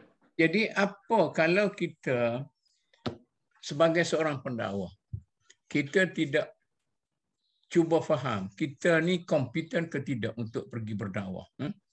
Ataupun isi kita tak cukup, hanya ada kemahiran, kita punya experience hebat, kita punya ada package ke, kita punya ada rupa ke, kita punya ada peminat ke, just kerana tu maka kita pergi berdakwah dan kita dapat banyak peminat. Apa risikonya? Jadi Datuk, mana risiko dia? Mana pertama dari sudut konten itu sendirilah. Mana penyampaian dakwah itu tidak mengikut apa yang ajaran yang sebenarnya lah. Mungkin banyak isu yang ditimbulkan itu cuma masalah furu' far'iyah. Tentang usul itu tidak ditimbulkan macam masalah akidah sebagai contohnya yang disebut oleh Dr. Arif tadilah. Sedangkan benda akidah itulah yang paling patut kita tekankan. Tapi mana kalau ikutkan dakwah ini dia kena komprehensif lah, bukan setakat akidah. Mana kita kena seimbang lah juga dengan fiqhnya dan juga akhlaknya tu. Tetapi nanti kalau kita dengar apa yang kita perhalusi apa Dr. Arif sebut tadi kan, maknanya untuk mengislamkan seseorang yang bukan Islam ataupun membetulkan akidah orang yang ateis bukan susah. Bukan susah. Dengan syarat kita mempunyai kepakaran untuk itu. Begitu tak? Ya, betul. Betul. Mungkin apa ni boleh pada orang lain kot ya Datuk yang menjawab. Saya Okey. Tapi mana memang dari sudut apa da'i itu dia punya conclusion dia, risiko dia ialah dia tidak mempunyai ilmu yang cukup untuk menjadi seorang da'i. Maknanya tak kiralah dalam ilmu apa sekalipun, maknanya dia sebagai seorang da'i, kalau dia nak berdakwah dalam bidang akidah, dia kena betul-betul mantap dari segi akidah. Kalau dia nak berdakwah dari segi muamalat, dia kena ada ilmu muamalat. Begitu juga dengan akhlak. Kalau dia tahu separuh-separuh je Datuk, dia nak pergi terus terjun kepada arena dakwah ni, bagi saya satu benda yang risiko besar lah. Ada kemungkinan apa yang dia bawa itu bercanggah dengan apa yang sepatutnya. Wallahualam. Okey. Itu besar risiko kan? Ya, maknanya betul. Kita kata dia telah menyebabkan kalau bagi saya angin bertiup ke arah yang lain, begitu kan? Ya. Kalau bagi saya, kalau kita dalam bidang muamalat ni, dia non-syarah compliant lah. Tidak compliant dengan standard yang sepatutnya lah. Dia tak mencapai. Akhir dia punya produk tidak syariah compliant. Ya, itu yang saya masukkan. Macam mana Dr. Arif nak ni? Saya bagi satu contoh yang berlaku yang mana pendakwah ni dia konflik dengan sains.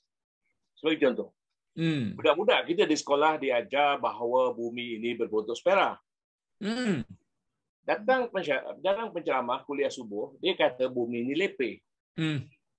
Dia menterjemahkan perkataan ard itu kepada planet bumi. Kalau kita tengok dalam Quran itu, tidak ada satu rujukan pun yang menunjukkan perkataan ard itu sebagai planet. Planet ya. Betul tak Datuk?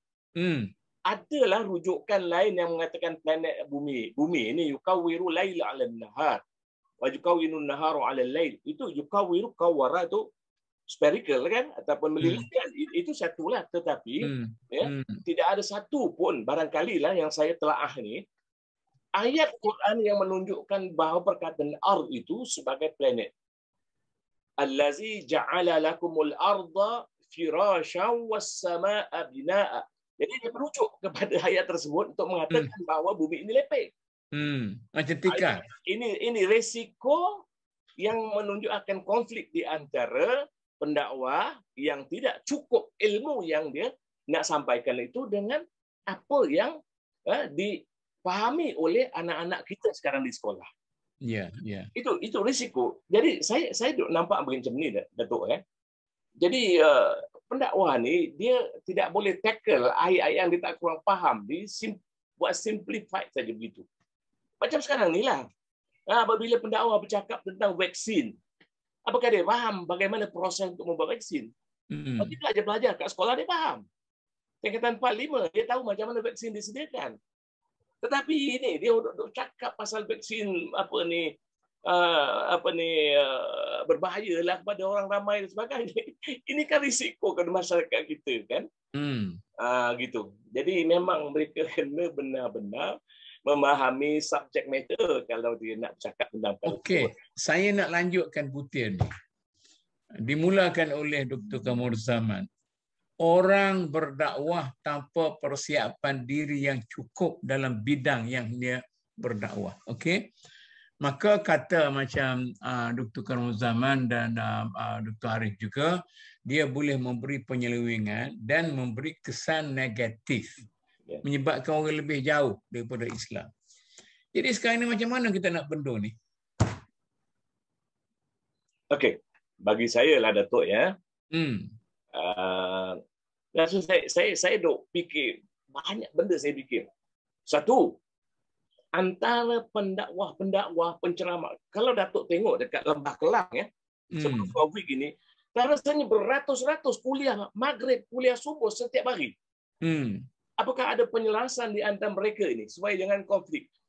Datuk tengok ya, sebelah sana bercakap dengan Wahabiyah ya, di sebelah Sunnah wal Jamaah ya. Apa agaknya konflik yang akan timbul dalam masyarakat kita apabila muncul ya pertentangan yang kalau dulu memang tidak ada media massa macam sosial media ni tidak tersebar, tetapi tersebar sekarang pada tempat.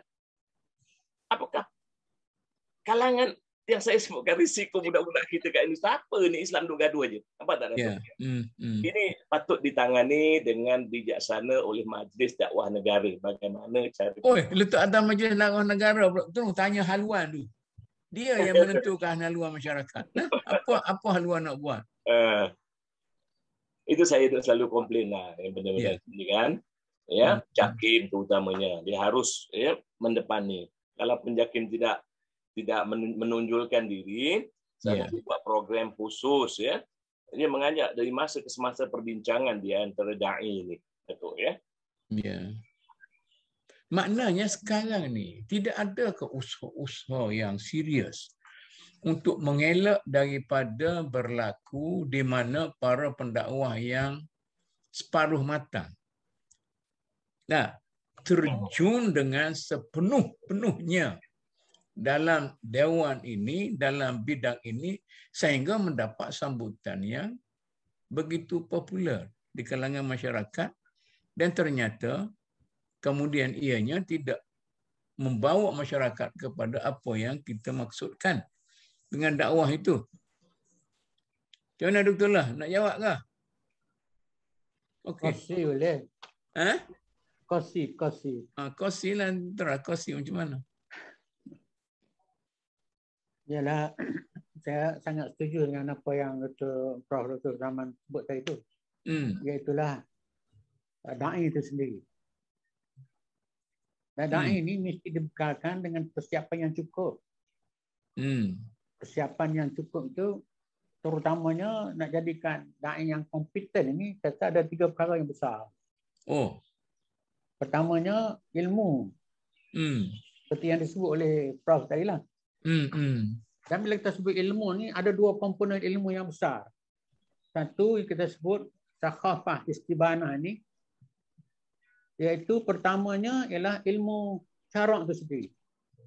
Dan yang keduanya ialah ilmu waqi', ilmu semasa. Jadi kalau kita pergi dengan half prepared, kita bawa ilmu syarak saja, tak ada ilmu semasa ni, tak agak Tapi kalau kita pergi dengan ilmu semasa saja tanpa ilmu syarak ni, pun tak jumpa tepat ya. Itu maknanya persiapan ni kena diserasikan. Yang ni yang disebut oleh Puan Malina tadi tu kan. Jadi tak masuk tadi tu. Yang disebutkan oleh Prof. Dr. Arif tadi tu tak masuk tadi tu. Pasal apa? Dia ada hak syarak tetapi tak ada hak semasa. Okey. Sekarang ni kita kata para pendakwah dia ada ekosistem dia. Kita santak sinilah. Dia ada ekosistem dia. Apakah ekosistem dakwah yang ada dalam masyarakat kita ini boleh melahirkan para pendakwah yang betul-betul kompeten dan menerjunkan diri dalam dunia dakwah itu dengan cara yang betul dan mengambil segala risiko dan faham apa risiko daripada gelagat para pendakwah itu sendiri. Itu saya campurkan pendidikannya, gelagatnya, pemasarannya. Tadi suruh kita cuba lihat. Saya nampak jika sekiranya benda tu duduk di bawah satu pengurusan dakwah, dia akan okey. Sebab pendakwah-pendakwah ni dia banyak angle-angle-nya yang tersendiri. Yang semuanya tu okey belaka. Satu jenis pendakwah dia aspek misalnya semayang. Satu jenis dakwah dia aspek bantu golongan gelandangan. Satu aspek dakwah dia maknanya intelektual. Satu aspek dakwah dia kebajikan. Satu aspek dakwah dia pendidikan. Jadi semuanya ni harus disatukan. Satu aspek dakwah dia politik. Maknanya harus disatukan dan kesatuan inilah akan memperlihatkan kecantikan Islam tadi tu. Sekarang hari ini yang jadi masalahnya ialah kita duduk dapik dada. Orang lain tak buat, kita yang buat. Pasal apa? Kita ni ajak orang pergi sembahyang. Orang lain tak ajak pun pergi sembahyang. Kita ni duduk bantu orang kebajikan. Orang lain tak buat pun kebajikan. Jadi kita saja hero, orang lain tak hero. Orang buat dakwah dalam bentuk ajak pergi sembahyang pun dia rasa dia hero, orang lain tak hero. Orang ajak orang yang buat sembahyang dari segi intelektual pun orang lain bodoh belaka, dia seorang yang cerdik. Jadi dia kita letak diri kita tu terlalu tinggi dan letak orang lain terlalu rendah. Gap ni yang menjadikan wujudnya antara kita ini yang menjadikan tidak keselarasannya. Jika sekiranya ini dapat disatukan kefahamannya tu bahawa kita saling perlu memerlukan antara satu dengan lain. No man is an island, orang putih kata, and no one is better than everyone. No one is better than everyone. We need to be united. Then only we come one whole Islamic punya view baru jadi. Kalau tidak, kita tak nampak hak kita. Untuk bahasa kita yang besar ya. Nampak kita besar ya. Hak kita orang lain dalam bahasa kampung kata orang lain jeh belaka, orang lain bodoh belaka, kita seorang tinggi. Kalau semua berfikir demikian, maknanya dia akan wujud gap di antara kita di kalangan golongan-golongan pendakwah tadi. Jadi inilah satu usaha yang sangat penting untuk disatukan golongan-golongan pendakwah ini dalam apa juga medan yang dia ada supaya dia dapat melihat kelebihan yang ada pada orang lain dan pada masa yang sama melihat kelemahan-kelemahan yang ada pada diri dia, kumpulan dia untuk diperbaiki. Allah kata fa'alhamaha fujuraha wa taqwaha. Kita memang ada. Allah bagi basic human morality ini, ada fujur, ada takwa. Semua orang ada, semua bangsa ada. Cina ke India ke Inggeris ke Belanda ke Amerika, semuanya ada fa'alhamaha fujuraha wa taqwaha. Basic human morality ini semuanya ada belaka. The only problem now is we need to understand how to transform this basic human morality into basic Islamic morality. Dengan mengambil pendekatan yang dibuat oleh Prof. Dr. Arif tadi, apa dia? Masukkan iman dan akidah tadi daripada perspektif yang berbagai. Seluruh perspektif. Kita tak nampak mana lah ni kita nak nikahkan iman akidah kita dari aspek rohani semata-mata. Walau Allah kata ra'aital ladzi yukadzibu bid-din fadzalikal ladzi yad'ul yatim. Kalau kamu orang yang dustakan agama, apa dia? Orang dustakan agama, orang yang menghardik anak yatim, orang tidak beri makan pada orang miskin. Maknanya the socio-economic variables will determine whether you are a real Muslim or not. Bukan semata-mata semayang tak semayang, tapi ni jaga tak jaga orang miskin ini juga penentu, angkubah penenting kepada iman tak berimannya seseorang. Okey, Puan Marlina. Kita cuba belajar. Assalamualaikum. Salam. Macam mana? Jauh hilang. Dr. Kamaruzaman menimbulkan satu persoalan. Satu daripada risiko yang utama dalam soal dakwah ini ialah kesan buruk mereka yang tidak betul-betul kompeten pergi berdakwah dan tidak mengambil kira risiko percakapannya, perbincangannya dan sebagainya, sehingga memberi kesan yang terbalik. Dan Dr. Arif pula kata tadi, bukan susah untuk nak mengislamkan orang. Dan Puan Marlina kata kita menghilangkan masa banyak peluang untuk kita berdakwah dengan menggunakan masa untuk mencaci. Dan Dr. Abdullah mengatakan kita gagal untuk mensepadukan ilmu itu untuk menjadikan Islam sebagai sesuatu yang boleh diterima oleh umum. Banyak masalah ini.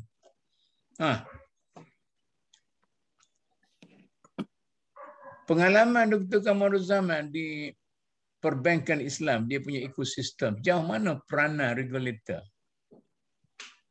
Okay. Sebab kalau perbankan Islam ni di konteks ni lebih pada komersial lah tu ya. Maknanya kalau kita tengok dalam aspek kewangan Islam ataupun satu area kewangan ini, memang dia adalah satu industri yang sangat-sangat berat dari segi pengawasan dia.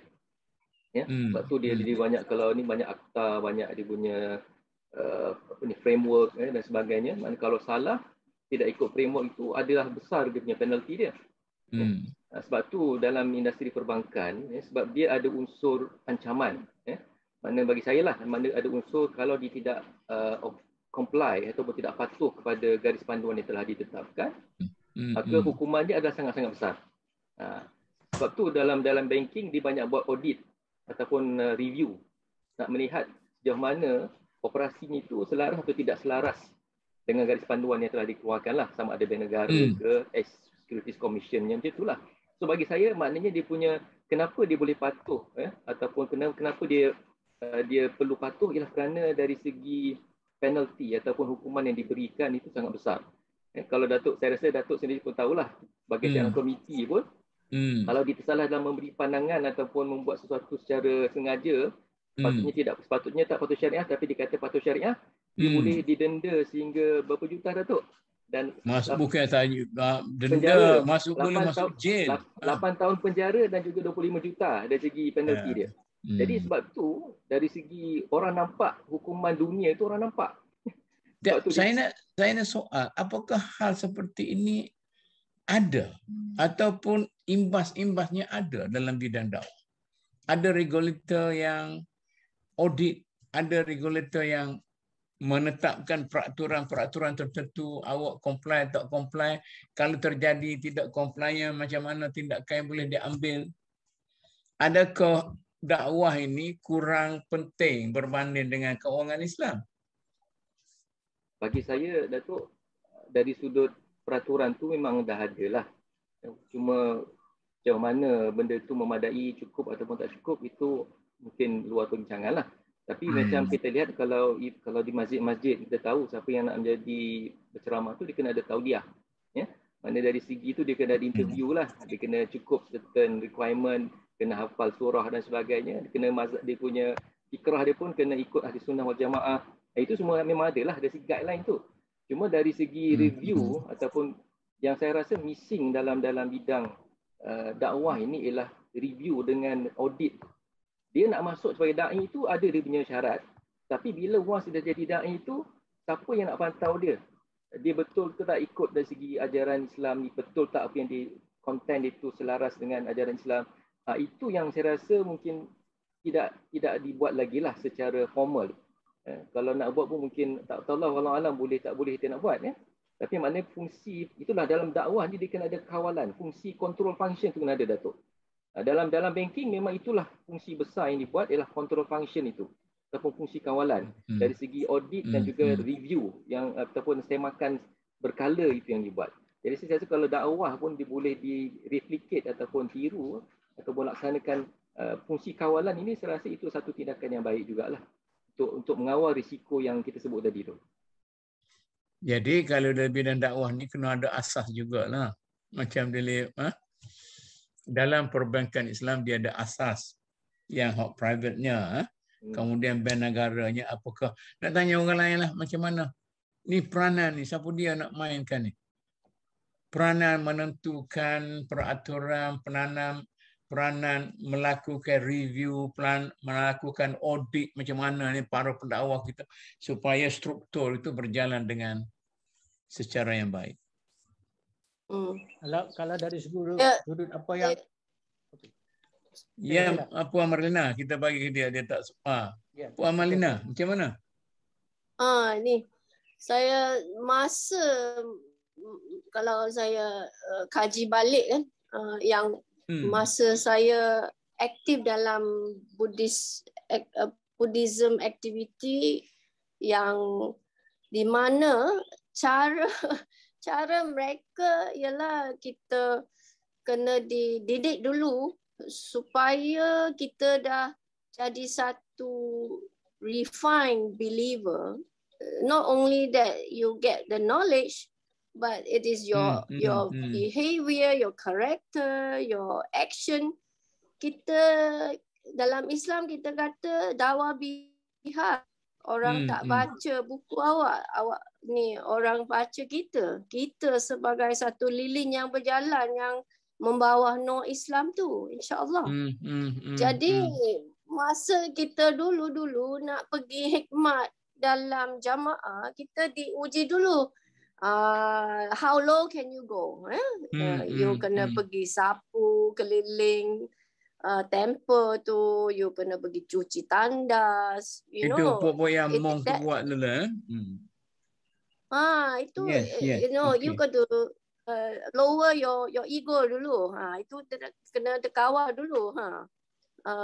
Jadi dari selain daripada di-equip dengan ilmu yang cukup, dan juga diuji untuk tingkah laku kita sebagai seorang dai, ya, untuk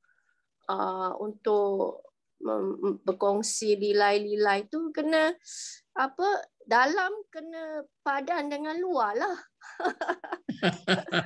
Okey, kita pick this. Okey, kita pick yang ni. Saya nak tanya orang lain sama. Maknanya dia ni sangat knowledgeable. Dari segi ilmunya hebat, tapi egonya tinggi. Macam mana nak buat ni? Kata-katanya dah ke mana-mana, Allah. Ya, sebab dia rasa dia banyak berilmu, ya. Astaghfirullahalazim, kan. Jadi saya rasa no inside, no outside. No outside, no inside. This is something that I learned thoroughly in Buddhism temple, in the inner temple, in the inner school, because they are outer school, they are inner school. So you got to grow. You got to grow gradually. It's not about the Buddhism. Anyone outside, you know, you don't go to school, you don't read, you just simply just attend some classes and that's it. Not like that. Not that type, you know. Not that type. So it has to be a refined character dai in order to be qualified. And to be honored to do dakwah. Of course, I mean, dalam Islam diminta kita sekurang-kurangnya sampaikan satu potong ayat pun kita kena, kan? Yalah. La ilaha illallah Muhammadar Rasulullah. Itu kita ada hampir 2 bilion Muslim dalam dunia ni. Katakan satu orang bawa satu potong ayat saja dalam lapisan masyarakat yang dewasa, yang refine I'm talking about, I think insya-Allah we can make it. InsyaAllah. Okey. Saya nak refer kepada yang Puan Marlina kata tu. Adakah pondok boleh memainkan peranan macam tu? Macam dia punya tadi yang regulator tadi tentu dah Jakim, Yadim, benda tu dah satu peranan yang belum terlaksana. Tapi dari segi pendidikan melahirkan satu orang pendakwah yang luar dalamnya cukup bagus, tidak ego dan sesuai dengan apa yang dia bawa. Siapa dia nak main peranan ini? Saya tengok kalau di sekolah biasa, sekolah Arab biasa ni tak sampai di situ dah pendidikan dia. You see, dalam Buddhist practice, a preacher, pendakwa, thoroughly you got to train. You know, orang pergi minta jadi pengemis tu bukan sebab dia tak ada maruah diri, tetapi itu adalah satu chapter yang di mana mendidik untuk macam mana to uji awak, how low can you go. You know, it is chapter, it is a learning chapter in the journey of practice. So when we don't know what is the quality inside, but when we start condemning other people, really you're just making a joke out of yourself. So it's human factor. It's a human factor. You can have the best system, but when you do not have the carrier, a proper carrier, you tak sampai juga. Yeah. So pengalaman Puan Marlina bila dia become Muslim, maknanya yang dia terima Islam itu kerana Islam itu isinya bagus. Tapi penyampaiannya nak banding dengan orang-orang Buddhism yang dulu lebih baik Buddhism tu. Begitu kan? Dia punya gist daripada percakapan itu. Jadi sejauh mana kita pendakwah Islam ni boleh meningkatkan diri kita punya kredibiliti dakwah sampai kepada satu peringkat yang tadi. Tanya orang lain lah pula.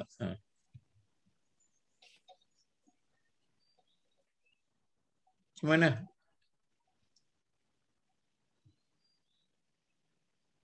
Tak ada orang nak jawab Dr. Abdullah tu nak jawab tadi kan? Tadi. Boleh ni sikit. Sila. Saya duk teringat kepada resolusi dakwah baru ni lah. Iaitulah resolusi berhubungan dasar dakwah negara. Okey. Yang melibatkan banyak pihak. Melibatkan NGO dan melibatkan badan-badan kerajaan. Supaya maknanya seperti yang disebutkan oleh Prof Zaman tadi, maknanya dari segi rancangannya, dari segi controllingnya, semuanya tu adalah boleh kita letak di bawah maknanya satu gandingan badan-badan ini yang sebagai satu polisi yang boleh sebab daripada vision, missionnya kan, matlamatnya, strateginya dan inisiatif yang kita nak laksanakan termasuk kontrol kan. Tapi Dr. Loh, macam ni, kalau kita kata macam Bank Islam, dia control by satu kuasa pusat. Tetapi adakah kalau JAKIM ataupun kalau Yadim atau mana-mana, dia akan menjadi regulator yang kuat macam Bank Islam supaya nak punish orang, nak buh dari jail, nak denda semua sekali. Adakah dia punya function tu akan berjaya ataupun tidak, ataupun dianggap begitu saja oleh masyarakat? Masalahnya kita mempunyai masalah dari strukturnya tu. Sebab struktur kuasa kita tidak satu. Struktur kuasa kita pusat dan negeri-negeri itu masing-masing. Jadi peraturan misalnya seperti yang disebutkan tadi, maknanya kita dapat taliah nak mengajar di masjid ni, di negeri ni, tapi tak boleh pergi ke negeri lain, masjid lain. Tak boleh. Jadi mana dia peraturan-peraturan tidak ada satu keselarasan. Jadi hak ni yang menjadi masalah ni. Kalau kita dapat maknanya first merubah struktur ni secara menyeluruh sebagai satu line of command di semua peringkat negeri dan pusat, dia mungkin boleh dilaksanakan dengan ini. Tapi selagi mana kita duduk dalam keadaan struktur yang berbeza-beza, setiap negeri berbeza. Sekarang pun masih lagi berlaku.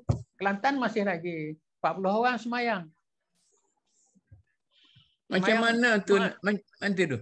Macam mana nak bentuk satu ekosistem nasional yang boleh menyatukan segala aturan dan peraturan, segala didikan dan pendidikan, segala latihan dan kelatihan dan sebagainya, sehingga kita boleh lahirkan satu gerakan dakwah yang benar-benar. Kalau boleh seluruhnya diletakkan bawah JAKIM, alhamdulillah. Dia buat satu kuasa saja meletakkan, duduk bawah JAKIM. JAKIM boleh supply semua sekali tenaganya tu, dan JAKIM boleh supply semua sekali manhajnya tu, JAKIM boleh supply semua sekali SOP-nya tu, semua sekali. Manusia dari segi infrastrukturnya semua JAKIM boleh supply. InsyaAllah. Tapi dalam kes perbankan Islam, dia tidak supply manusia. Dia hanya buat satu ekosistem dan orang yang nak terjun dalam tu mesti comply dengan apa yang dia nak. Itu. Kalau demikian, maknanya dalam sistem pendidikan kita harus dibetulkan dengan kehendak tadi ni. Sekarang ni sistem pendidikan kita ni masih lagi dualism. Orang agama, orang konvensional duduk gitu. Itu harus diserahkan. Orang agama tak berapa faham hidup, orang faham hidup tak berapa faham agama gitu. Ya. Kalau faham sikit-sikit pun orang kata tak faham, ni cakap apa ni? Saya bercakap atas masjid, orang kata apa ni? Dia lulusan ekonomi. Cakap agama apa ya? Maknanya itu dilema stigma yang ada dalam masyarakat kita ni dah jadi gitu. Yalah. Sebab forum kita ini bukan sekadar forum sekadar nak bagi pendapat, ya kan? Kita berforum untuk menilai apa yang sepatutnya kita lakukan dan apa yang tidak sepatutnya kita lakukan dalam kita nak melihat dakwah sebagai satu gerakan yang boleh memberi manfaat kepada masyarakat dan bangsa kita. Boleh saya celah tak? Okey, sila. My thinking is very simple. It's simple. Mana pemikiran saya mudah. Datuk ya. Nak menghasilkan dalaman sama dengan luar, asalnya yang Nabi tunjuk. Iman. Sebab itu Allah Ta'ala memanggil kalangan yang beriman, ya ayyuhallazina amanu. Jadi selagi dia tak mencapai tahap keimanan yang kuat, dia tidak boleh melaksanakan syariat Allah. Ya ayyuhallazina amanu, aufu bil uqud. Wahai orang-orang yang beriman, tunaikanlah janji. Contohnya lah kan, yang Nabi sebut, ar-rashi wal murtashi finnar. Orang yang benar-benar yakin kepada agama, dia akan menjadi manusia yang bertakwa. Ya? Jadi saya lihat, ya, walaupun kita nampak benda-benda lain sangat penting juga, ya, pengajaran syariat penting, ya, fiqhnya penting dan sebagainya itu, tetapi the core business, kalau kita ada masalah dalam masyarakat kita, yang kita nak troubleshoot ialah bahagian akidah. Dan akidah itu saya tegaskan, dia bukan semata-mata pengetahuan. Saya rujuk macam ni, Datuk. Lampeter University, dia ada pakar dalam bidang akidah. Betul tak, Datuk? Ya? Belum Islam lagi. Dekat Durham pun ada. Dekat St. Andrew pun ada kalangan mereka yang faham agama, tetapi bagi beriman. Yang penting sekarang ni, dalam konteks dakwah kita cuba, ya, akidah ni dengan keyakinan. Dengan keyakinan, bagaimana caranya kita nak memastikan kalangan masyarakat kita benar-benar yakin dengan ajaran Islam. Bukan saja dia tahu Allah Ta'ala ada, tetapi dia yakin Allah Ta'ala dengan adanya Allah. Dia bukan tahu saja sifat Allah As-Sami', tetapi dia yakin bahawa Allah Ta'ala itu mendengar. Contohnya, Doktor, bagaimana kita nak menjadikan mereka itu orang-orang yang yakin? Itu ada faedahnya Nabi sebut. Ya, sebab macam apa ni, Ibnu Mas'ud, ya, Ibnu Mas'ud. Bila dia nampak Nabi saja, dia picit-picit kan, Datuk pun faham. Rasulullah mengusap-ngusap titik kambing dara, keluar susu, dia terus beriman bahawa Muhammad bin Abdullah ini ialah Rasulullah. Itu yang kita kena terokai sekarang ni, Datuk. Ya. Sebab saya bercakap ni, insya-Allah tuan-tuan dan puan, dia berasaskan kepada selection of my review, pelajar-pelajar ribu yang saya dapat tu, saya ambil secara random what they feel. Jadi kalau budak macam tu, apalagi orang tua, saya pernah bagi ceramah dekat pusat latihan Tildas dekat Ulu Selangor. Polis cakap selama ini tetap dengar benda macam ni, dia kata. Dan kemudian dia rasa seronok lah. Ya, ini satu sekatan yang saya harap, ini daripada luahan hati saya lah, mudah-mudahan Majlis Dakwah Negara boleh ambil sedikit perhatian terhadap how to convince people tentang kebenaran agama. Okey, Datuk, ya? Okey. Jadi macam Wan Marimah tadi, dia merujuk secara saintifik benda-benda sembelihan semua. Sebenarnya saya menulis buku. Ini ada buku-buku saya tulis dan antaranya berkaitan dengan sunnah Nabi. Boleh saya tunjuk tak sikit, Datuk? Okey. Ada 2-3 minit lagi. Okay. Ini ialah mukjizat saintifik dalam sunnah Nabi. Ya, ini saya tulis. Jadi orang suka ni. Ini mukjizat saintifik dalam sunnah Nabi, puasa. Makan sedikit, puasa dan makan sedikit. Kunci kesihatan jasmani dan rohani. Ini tengah orang beli sekarang ni, beratus-ratus tempat orang beli secara online.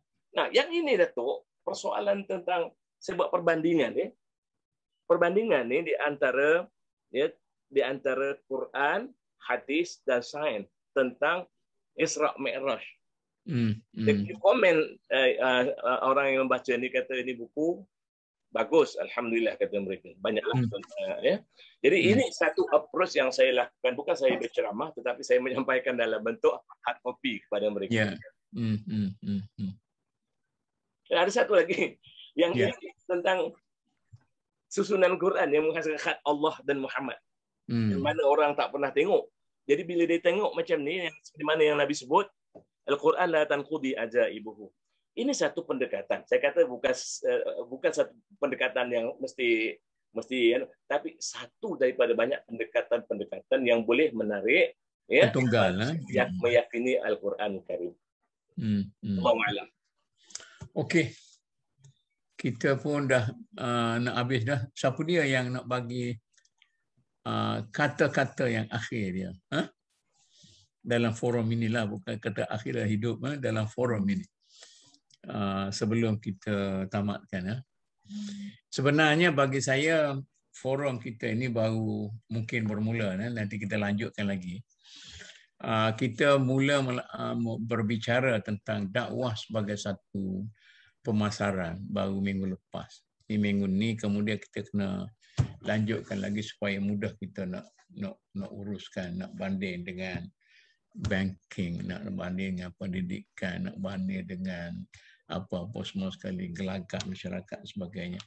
Okeylah, tuan-tuan dan puan-puan sekalian, masa walaupun panjang, telah memperuntukkan 2 jam, tapi sebenarnya dari segi forum kita ini, kita masih lagi memerlukan masa untuk melanjutkan perbicaraan kita dan kita sebenarnya cuba berusaha untuk memahami realiti dakwah dalam masyarakat kita, sama ada kita boleh membantu untuk menjadikannya sebagai suatu gerakan yang benar-benar berkesan atau sebaliknya. InsyaAllah, saya sekali lagi mengucapkan berbanyak terima kasih kepada keempat-empat para panel kita yang begitu bersungguh menceritakan pandangan masing-masing, dan insya-Allah kita akan lanjutkan pada minggu-minggu yang akan datang. InsyaAllah. Sekali lagi saya mengucapkan terima kasih dan terima kasih kepada para pendengar kerana sabar mendengar perbincangan kita walaupun panjang masanya, tetapi insya-Allah akan dapat faedah untuk kita semua. Akhirnya wabillahi taufiq, wassalamualaikum warahmatullahi wabarakatuh. Waalaikumsalam warahmatullahi wabarakatuh.